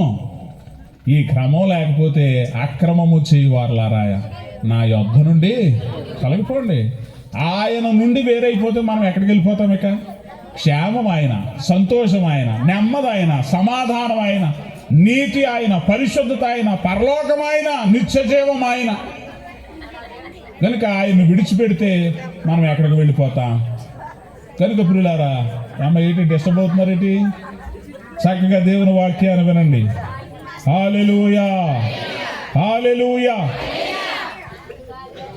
చిరుప్రాయమందే శాస్త్రులు సరితూగలేదే బోధకులు. చిరుప్రాయమందే శాస్త్రులు సరితూగలేదే బోధకులు. స్థలమైన లేదే జన్మకు, స్థలమైన లేదే జన్మకు. అలవంచే సర్వ లోకము, అలవంచే సర్వ లోకము. పశుశాలలో నీవు పవళించినావు, పరమాత్ముడవు నీవు. పసిబాలుడవు కావు, పసిబాలుడవు కావు. పశుశాలలో నీవు పవళించినావు, పరమాత్ముడవు నీవు. పసిబాలుడవు కావు, పసిబాలుడవు కావు. హల్లెలూయా, హల్లెలూయా. యెహోవా మీకు దొరుకు కాలం. ఇదే కాలం చెప్పండి, యెహోవా మీకు దొరికే కాలం. ఎఫెసీ పత్రిక 5వ అధ్యాయము 15వ వచనాన్ని మనం చదువుకుంటే, ఎఫెసీ పత్రిక 5వ అధ్యాయము 15వ వచనం. దినములు చెడ్డవి గనుక సమయమును పోనీయక సద్వినియోగము చేసుకొనుచు అజ్ఞానుల వలె కాక జ్ఞానుల వలె నడుచుకొనున్నట్లు జాగ్రత్తగా చూసుకోండి. అంటే సమయాన్ని పోగొట్టుకునేవాడు ఎవరట? అజ్ఞాని. ఈ లోకంలో చాలా జ్ఞానం నీకు ఉందనుకుంటున్నావు కదా, కేవలం సెల్ ఫోన్తోనే ఏదైనా చేసేయగలను అనుకుంటున్నావు కదా. సెల్ ఫోన్ నీకున్న సమయాన్ని అంతటిని పాడు చేసేస్తుంది. నీవు అజ్ఞానివి, జ్ఞానివి కాదు. సమయాన్ని పాడు చేస్తే అజ్ఞానులమే. జ్ఞానవంతుడైతే గనక సమయాన్ని సద్వినియోగపరుచుకోగలడు. దేవునికి స్తోత్రం కలుగును గాక. జెఫన్యా గ్రంథము అందులో 2వ అధ్యాయము 1వ వచనాన్ని మనం చూస్తే, జెఫన్యా గ్రంథము 2వ అధ్యాయం, సిగ్గుమాలిన జనులారా కూడి రండి, పొట్టు గాలికి ఎగురున్నట్లు సమయము గతించుచున్నది. విధి నిర్ణయము కాకమునుపే యెహోవా కోపాగ్ని మీ మీదకి రాకమునుపే మిమ్మును శిక్షించుటకై యెహోవా ఉగ్రత దినము రాకమునుపే కూడి రండి. దేవునికి స్తోత్రం కలిగిన గాక. సిగ్గుమాలిన జనులారా కూడి రండి అని మాట్లాడుతూ జెఫన్యా గ్రంథకర్త ఎంత గట్టిగా, ఇది ఒక వార్నింగ్ అనుకోండి మీరు, ఇది ఒక బలమైన గట్టి మాట అనుకోండి మీరు. ఆయన ఏమని చెప్తున్నాడంటే, ఈ సమయం అంట పొట్టు గాలికి ఎగిరిపోతున్నట్లుగా అంత వేస్టేజ్ అయిపోతుంది, అంత వ్యర్థంగా పాడైపోతుంది. దేవుని వాక్యం చెప్తోంది, మీకు ఇవ్వబడినటువంటి సమయం దేని కొరకు ఖర్చు చేస్తున్నావు? రోజులో 24 గంటలు కదా, అందులో నీవు పనికొచ్చే పని ఎంత చేస్తున్నావు? ఈ మధ్యకాలంలో సెల్ ఫోన్లు వచ్చేస్తున్నాయి. ఏమనంటే రోజుకి 5-6 గంటలు రీల్స్ చూసే బదులు నేర్చుకో యాప్ వేసుకోండి అని వస్తుంది. ఏం యాప్ వేసుకోవాలట? నేర్చుకో యాప్ వేసుకుంటే దాంట్లో అన్నీ నేర్పిస్తారట. ఏమని నేర్పిస్తాడో తెలుసా? చివరికి డబ్బులు కట్టించుకునే సెల్ ఫోన్ ఎందుకు వాడతాం, ఏదో పని చేసుకొని చెప్తాడు. కనుక ప్రియులారా, ఏమి నేర్చుకుంటున్నాం మనం? ఏమేమి వాడుతున్నాం మనం? పనికొచ్చేది ఏముంది దాంట్లో? అందులో మనకు ఉపయోగకరమైంది ఎంత ఉంది? పొట్టు గాలికి ఎగిరిపోతున్నట్టు నీ సమయం అంతా వృధా అయిపోతుంది. కనుక ప్రియులారా, డిజిటల్ వెల్ బీయింగ్ అని ఒక ఆప్షన్ ఉంటుంది ఆండ్రాయిడ్ ఫోన్లో. దాంట్లో డిజిటల్ వెల్ బీయింగ్, దాంట్లో నువ్వు ఎన్నిసార్లు అన్లాక్ చేసావో నీ ఫోన్ లెక్క తెలుసా నీకు? నీవెన్నిసార్లు ఫోన్కి ఛార్జింగ్ పెట్టావో లెక్క పెడతావు తెలుసా? నీవెన్నిసార్లు ఏ యాప్ ఎంత సమయం నువ్వు వాడావో అదొక దాన్ని స్టాటిస్టిక్స్, అదొక కొన్ని లెక్కలు పోగు చేసి అది దాటుతుంది. నీ చేతిలో ఉన్న సెల్ ఫోన్ నీ వాడకం ఎలా ఉందో దాన్ని నీకు తెలియకుండా లెక్క పెడుతుంది. డిజిటల్ వెల్ బీయింగ్ అన్నారు దాన్ని, ఆ ఆప్షన్. ఒకవేళ మీరు సెర్చ్ చేస్తే దాంట్లో మీకు తెలిసిపోద్ది ఎన్నిసార్లు ఉదయం లేచినప్పటి నుండి ఈ 24 గంటల్లో నువ్వు ఎన్నిసార్లు అన్లాక్ చేసావో నీ ఫోన్, ఎన్నిసార్లు ఏ యాప్ ఓపెన్ చేసావో, ఎన్నిసార్లు నువ్వు నెట్ వాడావో, ఎంత జీబీ నీకు ఖర్చు అయిందో. కొంతమందికి 1.5 GB సరిపోతలేదు. వాళ్ళకి 1.5 GB దాటిపోయిన తర్వాత వాళ్ళకి మొఖాలు జగాలైపోయి ఏం చేయాలో అర్థమవుతలేదు వాళ్ళకి అసలు. ఇంకా రోజు వాళ్ళకి ఇంకా ఎలాగ గడపాలో మిగిలిన సమయం వాళ్ళకి అర్థమవుక తెగమగలైపోతున్నారు. కనుక ప్రియులారా, పెద్దోళ్ళకి అర్థమవుతలేదు ఈ మాటలు. దేవునికి స్తోత్రం కలిగిన గాక. వెనకాల ఉన్న వాళ్ళకి అర్థమవుతలేదు, ఏంటి ఎలా చెప్తున్నాడు, ఏంటి అర్థమవుతలేదు వాళ్ళకి. వీళ్ళు సెల్ ఫోన్ గురించి చెప్తున్నాడమ్మా నేను. అది జ్ఞానవంతులకి అర్థమవుతుంది, కొందరే ఉన్నారు జ్ఞానులు. ప్రియులారా, మనం ఆలోచన చేస్తామంటే నీ చేతిలో ఉన్న సెల్ ఫోన్ నువ్వు ఎంత సమయం దాంతో గడుపుతున్నావో లెక్క పెడుతుంది. బైబిల్ వాక్యాల మీద పడి అలాగే ఎప్పుడైనా గంటల నువ్వు సమయాన్ని గడిపావా? అలాగే ఎప్పుడైనా సమయాన్ని గడిపావా? నేను ఒక వర్తమానం ప్రిపేర్ అవటం కోసం అండి నా దగ్గర 4-5 రకాల బైబిళ్ళు ఉంటాయి. అలా అన్నీ మంచం మీద అలా ఓపెన్ చేసి పెట్టేసి అది పెద్ద ల్యాబ్లా ఉంటుంది. ఇంకా గదిలోకి ఎవరు రారు నా దగ్గరికి. నేను తలుపు వేసుకునే ఆ బైబిళ్ళు అన్నీ ఓపెన్ చేసి ఇంగ్లీష్ బైబిల్ ఒకటి, ఇంగ్లీష్లో 2 తర్జుమాలు, తర్వాత తెలుగులో వాడుక భాషలో ఉండే బైబిల్ ఒకటి, మామూలు జనరల్గా అందరూ వాడే బైబిల్ ఒకటి, ఇవన్నీ ఎదురుగుండా పెట్టుకుని అలాగ మంచం మీద నేను కూర్చుంటాకే స్పేస్ లేక నేను కింద మోకాళ్ళ మీద ఉండి ఈ బైబిళ్ళన్నీ ఎదురు పేర్చుకుంటాను. ఇంకా గదిలోకి ఎవరు రారు. ఇక ఒక్కసారి అక్కడ కూర్చున్నానంటే ఎన్ని గంటలు ఖర్చు పెట్టేస్తానో నాకే తెలియదు. కొన్నిసార్లు ఫోన్లు వస్తూ ఉంటాయి, భోజనానికి రా అని పాస్టమ్ గారు ఫోన్ చేస్తూ ఉంటారు. ఇంకెత్తన అవన్నీ కూడా సైలెంట్లోనే ఉంటాయి.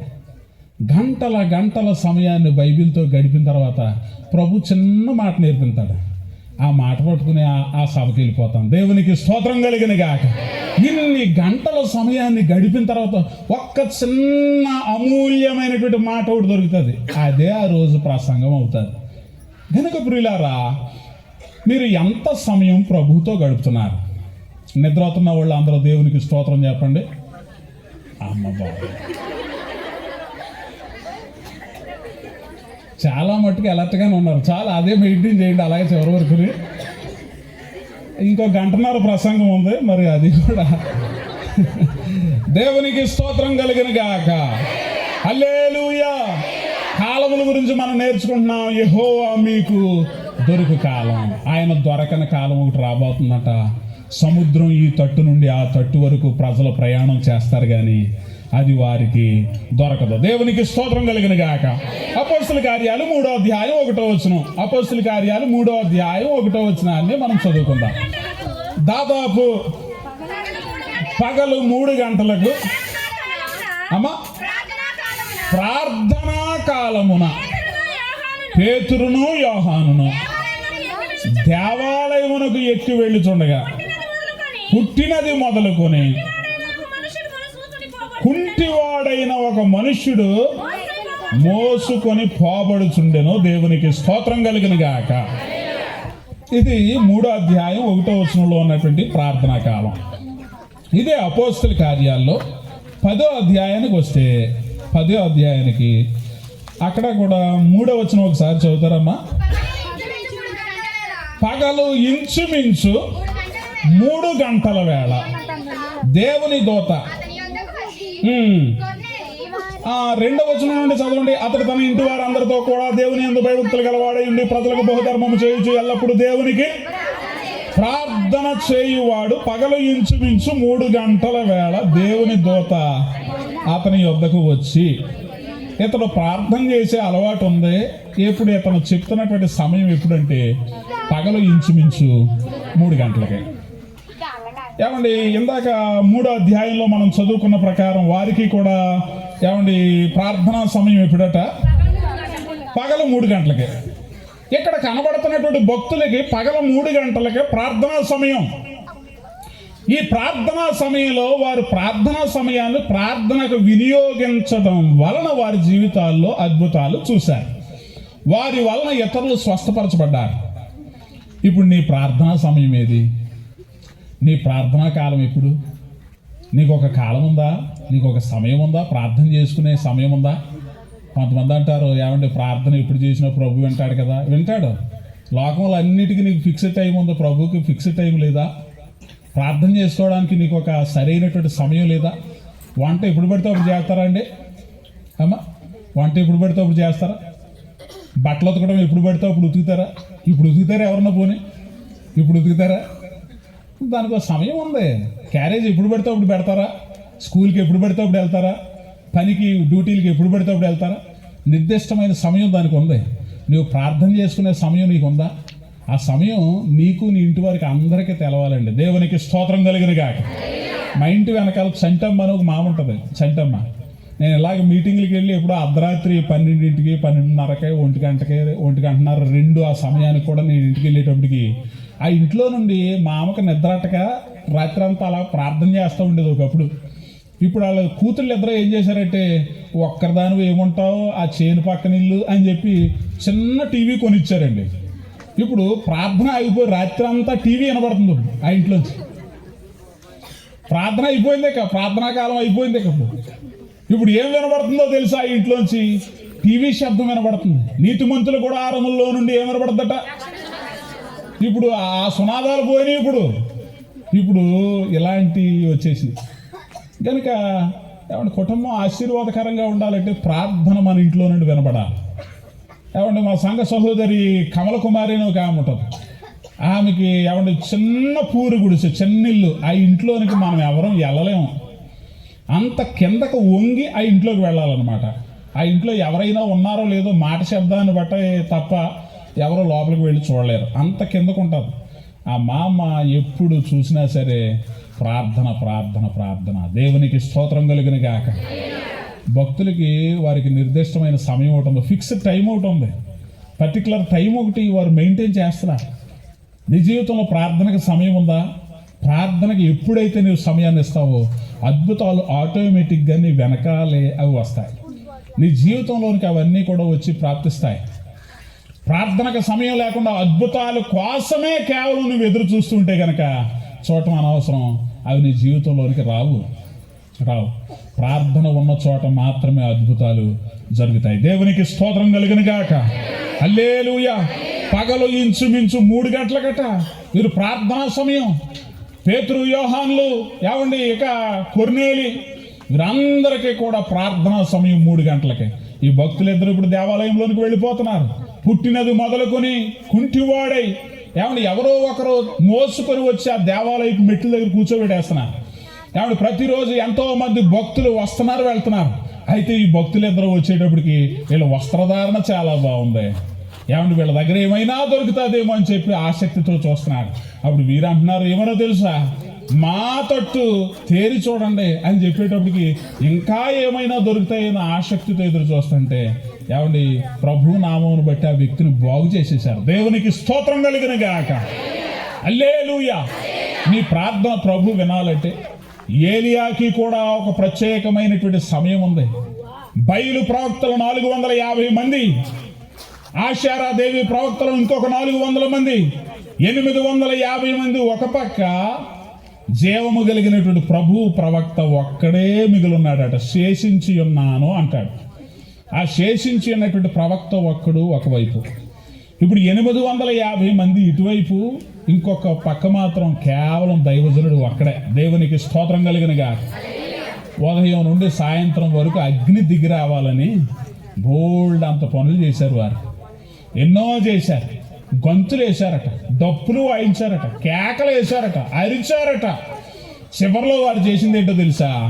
ఏమండి ఇక చివరికి వారి రక్తము కూడా వారు చిందించారు, గాయాలు చేసుకున్నారట, శస్త్రములతో కోసుకున్నారట. ఏమండి ఆ రక్తం చూసైనా వారి బయలు ప్రవక్త మాట్లాడుతుందేమోనని చెప్పి. కానీ ఏమైందో తెలుసా? ఒక్క మాట అయినను జవాబు రాలేదట. దేవునికి స్తోత్రం కలిగినగా. అప్పుడు ఏలియా సమయం వచ్చింది. అస్తమయ నైవేద్యము అర్పించు సమయం అప్పుడు వచ్చిందట. అప్పుడు ఏలియా నిలవబడి ప్రార్థన చేస్తున్నాడు. ఆ ప్రార్థన ముగింపు అవ్వక మునిపే పరలోకము నుండి అగ్ని దిగి వచ్చి ఆ బలిపీఠం అంతటిని కూడా దహించి వేసింది. దేవునికి మహిమ కలుగునుగాక. హల్లెలూయా.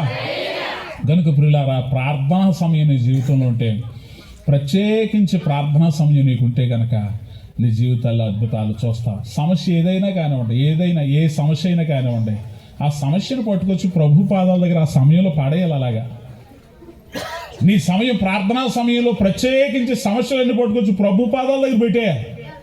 సమస్యలన్నీ వాటికి అవే దూరంగా పారిపోతాయి. ప్రభువుని పక్షంగా ఉండి నీ పక్షంగా కార్యాలు జరిగిస్తాడు. దేవునికి స్తోత్రం కలుగునుగాక. హల్లెలూయా. ఒకటి యెహోవా దొరికే కాలము, రెండవది ప్రార్థనా కాలం. ఇక ఈ వచనాన్ని మనం చదువుకుని వాక్యాన్ని ముగించుకుందాం. యోహాను సువార్త 4వ అధ్యాయము, అందులో 21 నుండి 23 వచనం వరకు అమ్మా చూడండి. ఒక కాలము వచ్చుచున్నది, ఆ కాలమందు ఈ పర్వతం మీదనైనను యెరూషలేములో అయినను మీరు తండ్రిని ఆరాధింపరు. నా మాట నమ్ముము. మీరు మీకు తెలియని దానిని ఆరాధించువారు, మేము మాకు తెలిసిన దానిని ఆరాధించువారము. రక్షణ యూదులలో నుండి కలుగుచున్నది. దేవునికి స్తోత్రం కలుగునుగాక. అయితే యథార్థముగా ఆరాధించువారు ఆత్మతోనూ సత్యముతోనూ తండ్రిని ఆరాధించు కాలము వచ్చుచున్నది.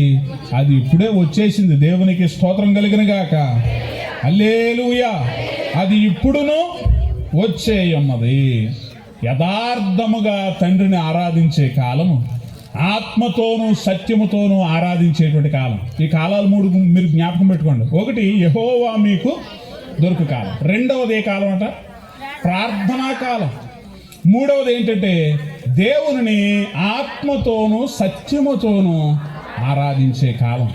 ఏ జాతి అయినా, ఏ ప్రజలైనా, ఏ భాష వారైనా, ఏ దేశపు వారైనా, ఇంకా చెప్పాలంటే ఏ సంఘపు వారైనా, ఏ కాలనీ వారైనా, ఏ ఊరు వారైనా అందరూ ప్రభువుని ఆత్మతోనూ సత్యముతోనూ ఆరాధించే కాలానికి మనం వచ్చేసాం. ఈ కడవరి దినాల్లో అందరి మీద దేవుడు తన ఆత్మను కుమ్మరింపజేస్తున్నాడు. అమితముగా ప్రతి ఒక్కరు కూడా ప్రభు ఆత్మను పొందుకోబోతున్నారు. వృద్ధులు కలలు కంటారట, యవనస్తులు దర్శనములు చూస్తారట. ఈ దర్శనముల ద్వారా, వృద్ధుల కలల ద్వారా దేవుడు మనుషులను ఎవడు సిద్ధపరుస్తాడు, బాగు చేస్తాడు, సరి చేస్తాడు. ఆత్మతోనూ సత్యముతోనూ ఆరాధించే కాలం. మీకు ఒక ప్రశ్న ఏంటంటే, ఈ లోకంలో ఎన్ని రకాల సంఘాలు ఉన్నాయి, ఏ సంఘం పరలోకం వెళ్తారు? పెంతుకోస్తా, లోదర్న మిషనా, బైబిల్ మిషనా, లేకపోతే RCM, లేకపోతే ఇంకేటి ఏ సంఘాలు ప్రభువుని వద్దకు వెళతాయి? ఇదొక ప్రశ్న. అయితే ప్రియులారా, ఒకటి అన్నిటికీ జవాబు ఒకటే. ఎవరు ప్రభువుని ఆత్మతోనూ సత్యముతోనూ ఆరాధిస్తారో సంఘం పేరుతో సంబంధం లేదు, అది ఏ మిషన్ సంఘమో సంబంధం లేదు. అన్ని సంఘాల్లో నుండి ప్రభువును ఆరాధించేటువంటి మనుషులను ఆయన పట్టుకుంటాడో వారందరూ కూడా ఏకముగా ఒకే గుంపుగా సిద్ధపరచబడతారో వారందరూ కూడా ప్రభువుని వద్దకు వెళ్ళిపోతారు. దేవునికి స్తోత్రం కలుగును గాక. దాని పేరు సార్వత్రిక సంఘం. దేవునికి స్తోత్రం కలుగును గాక. అంటే అది ఎక్కడ ఉంటుందండి? అది ఏ ఊర్లో ఉంటుందండి? అది ఏ ఊర్లోనూ ఉండదండి. అన్ని సంఘాల్లో నుండి ప్రభువును ఆత్మతోనూ సత్యముతోనూ ఆరాధించే గుంపు చూసారా? ఆ గుంపు పేరే సార్వత్రిక సంఘం. దేవునికి స్తోత్రం కలుగును గాక. ఆ సంఘాన్ని ప్రభు తన రాజ్యానికి చేర్చుకుంటాడు. తన రాజ్యానికి చేర్చుకుని తనతో పాటు ఐక్యం చేసుకుంటాడు. ఆత్మతోనూ సత్యముతోనూ ఆరాధించేటువంటి కాలము. ఇక్కడ ఉన్నటువంటి ఈ స్త్రీ ఏమని అడుగుతుందంటే, యేసు ప్రభు వారి దగ్గరికి వచ్చి, మీ నీళ్లు వేరు, మా నీళ్లు వేరు, మేము నీతో మాట్లాడకూడదు, మీరు మాతో మాట్లాడకూడదు, మీరేమో యూదులు, మేమేమో సమరయులము. తన జాతి భేదాన్ని అక్కడ ఎత్తి చూపిస్తుంది. అయితే ప్రభువారు అంటున్నారు, నేను ఇచ్చు నీళ్లు నీవు తాగితే మరి అన్నిటికీ కూడా నీవు దప్పికొనవు. నీకు 5 పెనిమిటులు ఉన్నారు, అవునా కదా? ఇప్పుడు ఉన్నవాడు కూడా నీవాడు కాదు. ఏ పెనిమిటి గురించి ప్రభు మాట్లాడుతున్నాడు? ఆయన పెనిమిటి గురించి మాట్లాడితే ఈమెకు ప్రభు గురించి ఎందుకు అర్థమైంది? మనం ఆలోచన చేస్తుంటే 2వ రాజుల గ్రంథంలో 17వ అధ్యాయం 30-31 వచనాలు, 2వ రాజుల గ్రంథము 17వ అధ్యాయం 30-31 వచనాల్లో మనం ఆలోచన చేస్తుంటే అక్కడ ఆ సమరయ స్త్రీ వారి వంశావళిలో వారి పూర్వీకులు ఆరాధించినటువంటి ఆ దేవతల పేర్లు మనకు కనబడతాయి. ఆ అన్య దేవుళ్ళ పేర్లు అక్కడ కనబడుతూ ఉంటాయి. వారు ఆరాధించినటువంటి ఆ దేవుళ్ళ పేర్లు వేరే. సుకోత్, బెనోతు, నెర్గలు, ఆషీమా, నెబ్హజు, తర్తాకు అనేటువంటి 5 దేవుళ్ళని వారు పూర్వీకులు ఆరాధించేవారట. యేసు ప్రభు వారు ఈ విషయాన్ని అక్కడ ప్రస్తావించాడు. ఎక్కడ రాజుల గ్రంథము, ఎక్కడ యోహాను సువార్త? ఆ పూర్వము నుండి వస్తున్నటువంటి ఆచారాన్ని యేసు ప్రభు వారి సమరయ స్త్రీతో మాట్లాడేటప్పటికి ఆమెకు అర్థమైపోయింది. ఈ విషయం మనకు అర్థం కాలేదు. నేటి దినాల్లో ఈ భర్తలకు సాదృశ్యంగా ఉన్నటువంటి పెనిమిటిలకి సాదృశ్యంగా ఉన్నటువంటి విషయం మనకు అర్థం కాలేదు. సమరయ స్త్రీకి మాత్రం ఆమెకు అర్థమైపోయింది. నీకు 5 పెనిమిటులు, అందులో ఒక్కొక్క పేరు సుకోత్, బెనోతు, నెర్గలు, ఆషీమా, నెబ్హజు, ఇంకా తర్తాకు అనేటువంటి ఈ 5 దేవుళ్లను నీ పూర్వీకులు ఆరాధిస్తున్నారు. ఇప్పుడున్నవాడు కూడా నీవాడు కాదు అని చెప్పేటప్పటికి ఆమెకు అర్థమైపోయి, మేము రాబోయే మెస్సియా కోసం ఎదురు చూస్తున్నాం, ఆ మెస్సియా నువ్వేనా? దేవునికి స్తోత్రం కలిగిన గాక. హల్లెలూయా. ఆత్మతో సత్యముతో ఆరాధించేవారు ప్రభువును పట్టుకుంటారండి. లోక విషయాలని కాదట, ఆత్మీయ విషయాలను అర్థం చేసుకోగలుగుతారు. లోక విషయాలు కాదండి. లోక విషయాలు వారిని ఆటంకపరచలేవేక. బలమైన వాక్య సందేశం అందించబడుతున్నప్పుడు వారు దేని వలన కూడా వారి యొక్క డిస్టర్బెన్స్ చేయబడరక. ఆ బలమైన వాక్యం వారి హృదయంలోనికి హత్తుకుంటారు. దైవభక్తురాలైనటువంటి లూదియా హృదయము తెరవబడినట్టుగా దేవుడు అనేక హృదయాలను తెరిచి వాక్యం ద్వారా ప్రభు మాట్లాడుతున్నాడు. నీవెంతవరకు నామకార్థ క్రైస్తవురాలిగా క్రైస్తవుడిగా ఉన్నావేమో, క్రైస్తవులువేనా అంటే అవును అవును అంటున్నామేమో. నిజమైనటువంటి క్రైస్తవుడిగా ఈ దినం నుండి మారిపోవాలి. ఆత్మతోనూ సత్యముతోనూ మనం ప్రభువుని ఆరాధించే కాలానికి మనం వచ్చేసాం. దేవునికి స్తోత్రం కలుగును గాక. హల్లెలూయా. ఆత్మతోనూ సత్యముతోనూ దేవుని ఆరాధించాలి. యెషయా గ్రంథం 54వ అధ్యాయం 5వ వచనంలో నిన్ను సృష్టించిన వాడు నీకు భర్త అయి ఉన్నాడట. ఇప్పుడు యేసు ప్రభు మాట్లాడింది ఏ పెనిమిటి గురించి అంటే నిన్ను సృష్టించినటువంటి నీ ప్రభు గురించి.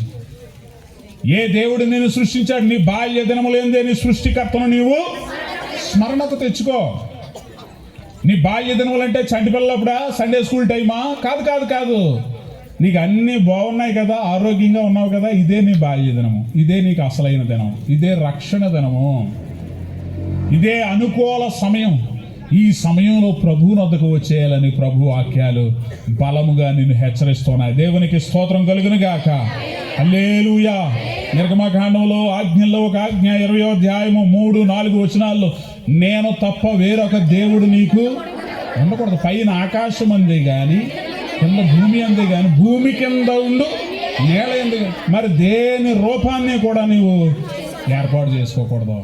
నిన్ను సృష్టించినటువంటి ప్రభు అక్కడే. నీ జీవం ఆయిందే. ఆదాములో ఊదినటువంటి ఊపిరి ఇంకా నీలో కూడా ఇంకా ముందుకి లోపలికి బయటికి ఆడుతుంది కదా. ఆ ఊపిరి ప్రభుది, ఆ శ్వాస ప్రభుది. ఆ ప్రభువే నిన్ను ఆయన శ్వాస ద్వారా బ్రతికిస్తున్నాడు. ఈ శ్వాస తీసుకోవడం కష్టమైనప్పుడు మనుషులు కృత్రిమ శ్వాసను పెడతారు. అది ఫ్రీ కాదు, అది ఉచితం కాదు. గాలిలో చాలా రకాల వాయువులు ఉన్నా కానీ దానిలో నుండి నీ ముక్కు ఆక్సిజన్ మాత్రమే ఫిల్టర్ చేసి దాన్ని మాత్రమే నీ గుండెకి అందిస్తుంది, నీ రక్తానికి అందిస్తుంది. నువ్వు బ్రతుకుతున్నా. ఈ ముక్కు కనుక సరిగా పనిచేయలేదనుకో, ఈ సిస్టమ్ తేడా వచ్చిందనుకో, ఆక్సిజన్ సిలిండర్లు ప్రత్యేకించి ఫిల్టర్ చేసి ఆక్సిజన్ దానిలో నింపి గంటకి లీటర్కి ఇంత అని ఖర్చు పెట్టి ఆక్సిజన్ పెట్టాలి. అది కృత్రిమ శ్వాస. ప్రభు ఇచ్చిన శ్వాస ఇంకా నీ జీవితంలో ఇంకా నీ బ్రతుకులు ఇంకా ఆడుతుంది కదా. అది ఆగిపోక మునిపే నీ బాల్య దినములేందే నీ సృష్టికర్తను దేవునికి స్తోత్రం కలుగును గాక. హల్లెలూయా. కనుక ప్రియులారా, మరి ఈ రాత్రికాల సమయంలో 3 కాలాల గురించి మనం ధ్యానం చేసాం. ఒకటి యెహోవా మీకు దొరుకు కాలం, రెండవది ఏంటి ప్రార్థనా కాలం, మూడవది ఏంటి ఆత్మతోనూ సత్యముతోనూ తండ్రిని ఆరాధించే కాలము. అది వచ్చుచున్నది, అది వచ్చే ఉన్నది. దేవునికి స్తోత్రం. కాలములు యుగాలు బైబిల్ గ్రంథ ప్రకారం 7. అవి ఏంటేంటి? నిష్కలంక కాలం ఒకటి, రెండవది మనస్సాక్షి కాలం, మూడవది మానవ పరిపాలన కాలము, నాలుగవది వాగ్దాన కాలం, ఐదవది ధర్మశాస్త్ర కాలం, ఆరవది కృపాకాలం. ఈ కృపాకాలంలో మనం ఉన్నాం, ఇంకా చివరి మెట్టుకు వచ్చేసాం. కృపాకాలంలో ఇంకా ఎండింగ్కి వచ్చేసాం. ఈ కృపాకాలం అయిపోయిన తర్వాత చిట్ట చివరి కాలం ఏంటంట? నీతి పరిపాలన కాలం. అది పరలోక రాజ్యంలో మనందరము ప్రభువుతో జీవించేటువంటి కాలం. కనుక ఇప్పుడు 32వ కీర్తనలో నుండి 6వ వచనం చదువుకుని మన వాక్యాన్ని ముగించుకుందాం. కావున నీ దర్శన కాలమందు భక్తి గల వారందరూ నిన్ను ప్రార్థన చేయుదురు. దేవునికి స్తోత్రం కలుగును గాక. నీ దర్శన కాలం అంటే ప్రభువునికి అవైలబుల్గా ఉన్న కాలం. నువ్వు ప్రభు దగ్గరికి వెళ్తే ఆయన నీకు కనబడే కాలం ఇది. నువ్వు ప్రార్థన చేస్తే ఆయన వినేటువంటి కాలం ఇది. కనుక ఈ కాలంలో నీవు ఉన్నావు. ఏమంటే మొదటి సమూయేలు గ్రంథములో 3వ అధ్యాయం 21వ వచనం, మొదటి సమూయేలు గ్రంథము 3వ అధ్యాయం 21వ వచనం మనం చదువుకుందాం, వాక్యాన్ని ముగించుకుందాం. మొదటి సమూయేలు గ్రంథం 3వ అధ్యాయం. అమ్మా, మరియు షీలోహులో యెహోవా మరలా దర్శనమిచ్చుచుండెను. దేవునికి స్తోత్రం కలుగును గాక. ఈ మాట అందరూ కూడా చెప్పండి. షీలోహులో యెహోవా మరలా దర్శనమిచ్చుచుండెను.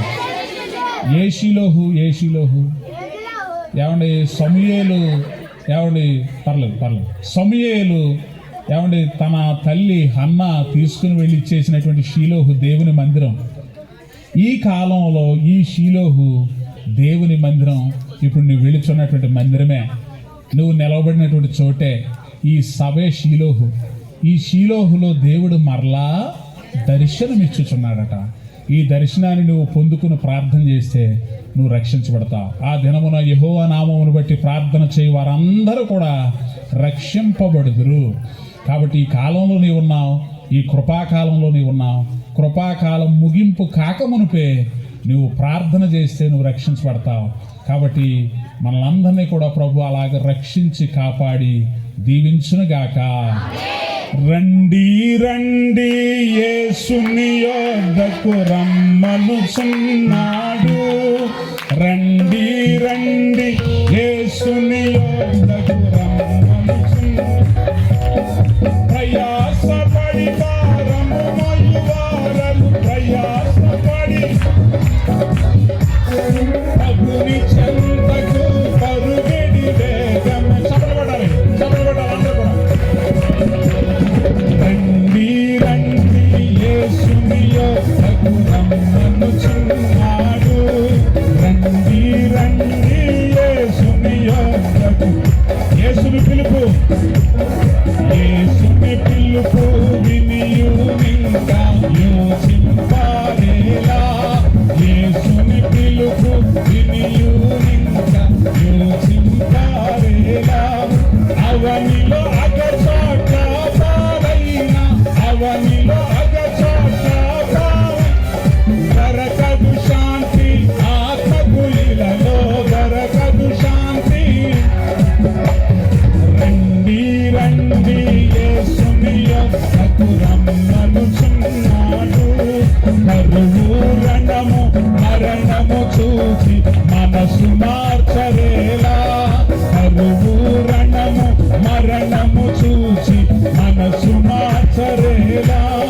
యూదులు పాలస్తీన చేరుటలో యూదులు పడాలి. యూదులు పాలస్తీన చేరుటలో యూదులు పాలస్తీన చేరుట. ప్రవచనములు సంపూర్ణములాయను. ప్రవచనము అందరూ లేచి నిలబడదాం. రండి రండి యేసుని యొద్దకు రమ్మనుచున్నాడు. రండి రండి యేసుని యొద్దకు రమ్మను. ప్రభు యేసుని కొరకై తనదు ప్రాణములిచ్చే కదా. ప్రభు యేసుని కొరకై తనదు ప్రాణములిచ్చే కదా.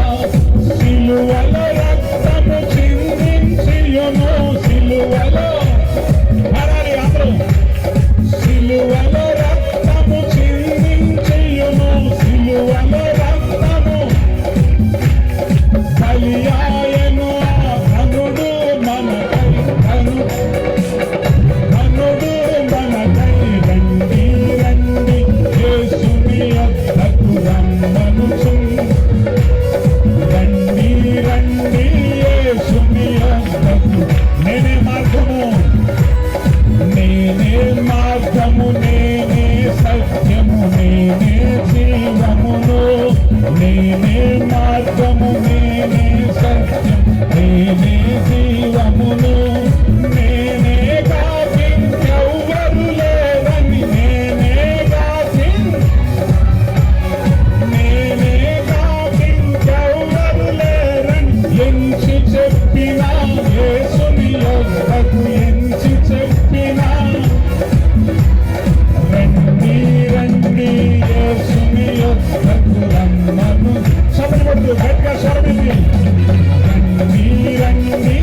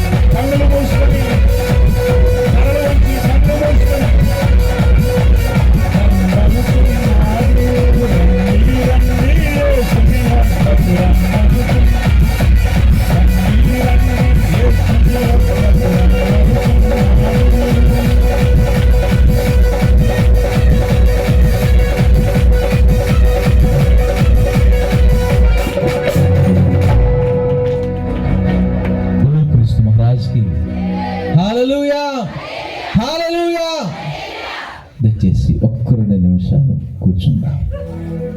జస్ట్ ఒక్క 2 నిమిషాల్లో ముగించుకుందాం. దయచేసి సమయం ఎక్కువైపోయింది. ఒక్క 2 నిమిషాల్లో ప్రార్థన చేసుకొని దీవెనలు తీసుకుందాం. షార్ప్ ఎక్కువైపోయింది. మరొక సమయంలో దేవుడు దైవజనులైన హెరల్ గారిని ఎంతో బలముగా వాడుకొని ప్రతి ఒక్కరిని బలపరిచాడు. అందరం బట్టి ఒకసారి గట్టిగా చప్పట్లు కొడుతూ దేవుని మహిమపరుద్దాం. ప్రత్యేకమైన సందేశం అందించిన దైవజనులకు ప్రత్యేకమైన వందనాలండి. చాలా సంతోషం.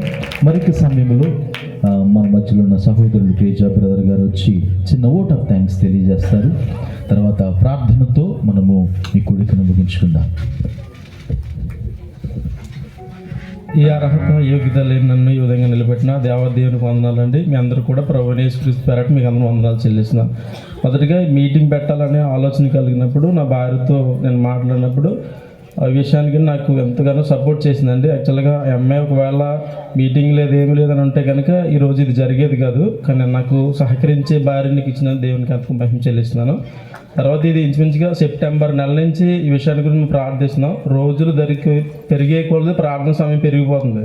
మా నాన్నగారు వాళ్ళు ఫస్ట్ అరగంట అంటే మళ్ళీ 30 గంట గంట అయిపోతుంది. కానీ విసుకోకుండా ఇంచుమించు 3 నెలలుగా నాతో పాటు మోకరించి ప్రార్థన చేసిన తల్లిదండ్రులకి, నా ఫ్యామిలీ మెంబర్, మా పెద్దమ్మ వాళ్ళు ఒక రోజులో ఆన్లైన్ ప్రేయర్ చేయడానికి ఇంచుమించుగా 12 గంటల పాటు నాతో ప్రార్థించి మోకరించిన నా పెద్దమ్మ గారు, మా కుటుంబం ఉన్నారండి. వారందరిని బట్టి దీన్ని మహిమ చెల్లిస్తున్నాను. ఈ మీటింగ్ ఇంత ఘనంగా చేయడానికి తేజ్ బాబు కనబడుతున్నాడు, కుటుంబం కనపడుతుంది. యాక్చువల్గా ఇంత చేయడానికి కారణం ఏంటంటే వీళ్ళందరూ మా ఊళ్ళే. సౌండ్ సిస్టమ్ మాదే, ఆర్కెస్ట్రా మాదే, ఇదంతా మాదే. సో వీరందరం కలిసి చేసింది. దీన్ని బట్టి నేను దేవుని ఎంతో మహిమపరుస్తున్నాను. తర్వాత డేట్ అడగగానే నాకు ఎంతో సహకరించి అన్న డేట్ ఇచ్చారు. అన్న బట్టి దేవుని మహిమ చెల్లిస్తున్నాను. తర్వాత మోషే అన్న గారికి, పరంజ్యోతి అన్న గారికి, అనిల్ అన్న గారు నాకు ఎంతో సహకారిగా ఉన్నారు. వీరందరిని బట్టి దేవుని మహిమ చెల్లిస్తున్నానండి. ఇదంతా ఒకటైతే మాకు, మా కుటుంబానికి, మా సంఘానికి ఎంతో వెన్నుముకగా ఉండి ఎంతో ప్రార్థన సహకారం చేసిన నా ఆత్మీయ తల్లి గారికి ప్రత్యేకమైన వందనాలండి. చాలా ఇంచుమించు 3 శుక్రవారాలు ప్రార్థన చేయడం, సన్నిధి స్త్రీలు మా ఇంటికి వచ్చి ప్రార్థన చేయడం, చాలామంది ఈ వారంలో పంచుకున్నారండి. వారందరిని బట్టి దేని మహిమ చెల్లిస్తున్నాను. కొంచెం లేట్ అయింది కానీ నేను సంతోషిస్తున్నాను. ఏంటంటే ఈ 3 నెలలుగా మేము చేసిన ప్రార్థన అంటే, ప్రభువా మేము చేసేది ప్రార్థన ఏంటంటే, నేను ఎంతో ఆలోచిస్తున్నాను, చాలా ప్లాన్స్ చేస్తున్నాను. ప్రభు ఇలా చేయాలి, ఇలా చేయాలి, ఈ టైం అని. కానీ ఒకటే ప్రార్థన చేసాం, ప్రభు ఎక్కడ మా ఆలోచన ఏమి ఉండొద్దు, మీ చిత్తమే జరిగించండి. నేను నమ్ముతున్నాను ఈ టైం అవడం దేవుని చిత్తం. కాబట్టి దేవుని మహిమ చెల్లిస్తున్నాను. ఈ విధంగా మా పిలుపున ఆహ్వానించినప్పుడు మీరు అందరూ ఈ టైం దాకా మాకు సహకరించిన మీ అందరికీ కూడా ప్రభు పెట్ట వందనాలు చెల్లిస్తున్నాను. చిన్న సాక్ష్యం దేవుడు దీవించింది. దయచేసి ప్రార్థన చేసుకుందాం. కళ్ళు మూసుకున్నట్లయితే చిన్న ప్రార్థన చేసుకుందాం. ప్రార్థన. సకల ఆశీర్వాదములకు కారణభూతుడైన మా ప్రియ పరలోకపు తండ్రి, మీకు స్తోత్రాలు ప్రభువా. అయ్యా, ఈ క్రిస్మస్ కృతజ్ఞత వేడుకను మేము జరుపుకోవడానికి మీరు చూపిన కృపను బట్టి మీకు స్తోత్రాలయ్యా. అయ్యా, సహోదరులను, వారి కుటుంబమును అయ్యా ఎంతగానో ప్రేమించి వారు తలంచిన ఈ కృతజ్ఞత క్రిస్మస్ వేడుకను మీరు విజయవంతముగా జరిగించినందుకు వందనాలు. పాటల్లోనూ, ఆరాధనలోనూ, వాక్య పరిచర్యలోను నీ 7 ఆత్మ అనుభూతిని అయా వారి కుటుంబం యొక్క ప్రార్థనను అయా వారి ఎడల చూపున మీ కృపను ఈ కృతజ్ఞత కూడిక ద్వారా వెల్లడిపరిచినందుకు మీకు స్తోత్రాలయ్యా. ఇదే విధముగా ఈ కృతజ్ఞత కూడిక ప్రతి సంవత్సరము దేవుడు ఘనముగా జరిపించును గాక. ఈ కుటుంబము ద్వారా అనేక మంది ఈ కుటుంబం ఏ విధముగా రక్షించబడి ఉన్నారు, ఏ విధముగా నడిపించబడుతున్నారు, అంతకు మరింతగా ఈ కృతజ్ఞత కూడికలో పాలు పుంపులు పొందిన ప్రతి ఒక్కరి జీవితాలు ఆశీర్వాదకరముగా విడుదల చేత, విమోచన చేత ఆయన జన్మదినము ప్రతి ఒక్కరి జీవితాలలో గొప్ప కార్యము చేయునుగాక. అటు కృపలు నడిపించుకోండి. నీ దాసులు ప్రకటించబడినట్లుగా కాలము మనము కృపాకాలంలో ఉన్నాం. మనము నీతి కాలంలోనికి వెళ్ళడానికి సిద్ధపరచబడాలి. నీ సిద్ధపాటును తెలియపరచండి. నీ సిద్ధముగా ఉండి ఎడల దేవుడు ఆయన పరిపాలన చేయడానికి సిద్ధంగా ఉన్నాడు. ఇంకా నీకు సమయం ఉంది. మారు మనసు రక్షణ విషయమై ఆయన జననము అందు నిమిత్తమే అని దాసు దాసుల ద్వారా మాట్లాడిన ప్రతి మాట కూడా, వినబడిన చెవనబెట్టిన ప్రతి ఒక్కరు కూడా నిజమైన విశ్వాసమునందు రక్షణ యందు నడిపించబడుదురుగాక. దైవజనుల ద్వారా ఆత్మతో ప్రకటించబడిన ప్రతి మాట ఇక్కడ కూడిన ప్రతి ఒక్కరి జీవితాల్లో వెలుగులను తీసుకొచ్చునుగాక, ప్రతి ఒక్కరిని వెలిగించునుగాక. అదేవిధంగా దైవజనులను వారి పరిచయం నానాటిక బుద్ధి కలిగించండి అయ్యా. మరి ముఖ్యంగా ప్రార్థన చేస్తున్నాం తేజ బ్రదర్ గారిని, వారి యజమానురాలని, అదేవిధంగా వారి తల్లిదండ్రులను, మరి ముఖ్యంగా వారి పిల్లలను యేసు నామములో దీవిస్తున్నామయ్యా. ఇటువంటి కృతజ్ఞత కొడుకులు జరుపుకొనొచ్చు అనేక మంది రక్షణకు కారకులుగా మార్చబడుదురుగాక. అటు కృప, అటు సహాయమును అనుగ్రహింపచేసి ఇంతవరకు ఈ కొడుకు నడిపించిన విధానం బట్టి సమస్త మహిమ, ఘనత, ప్రభావములు మీకే సమర్పించుకొనొచ్చు. యేసుక్రీస్తు నామం పేరట ప్రార్థించి అడిగి వేడుకొనుచున్నాము తండ్రి. మన తండ్రి అయిన దేవుని ప్రేమయు, కుమారుడైన యేసుక్రీస్తు ప్రభువారి కృపయు, పరిశుద్ధాత్మ యొక్క అన్యోన్య సహవాసమును ఇక్కడ చేరి ఉన్న మనందరికీ, అదే రీతిగా ఈ సభలను ఏర్పాటు చేసినటువంటి పోలిమాటి సొలొమోన్ రాజు గారి కుటుంబానికి, తేజ బ్రదర్ కుటుంబానికి, ఇక్కడ చేరి ఉన్న మనందరికీ, దైవజనులందరికీ, దూరము నుండి వచ్చినటువంటి వారందరికీ సదాకాలము దేవుడు తోడైండి నడిపించునుగాక. యేసు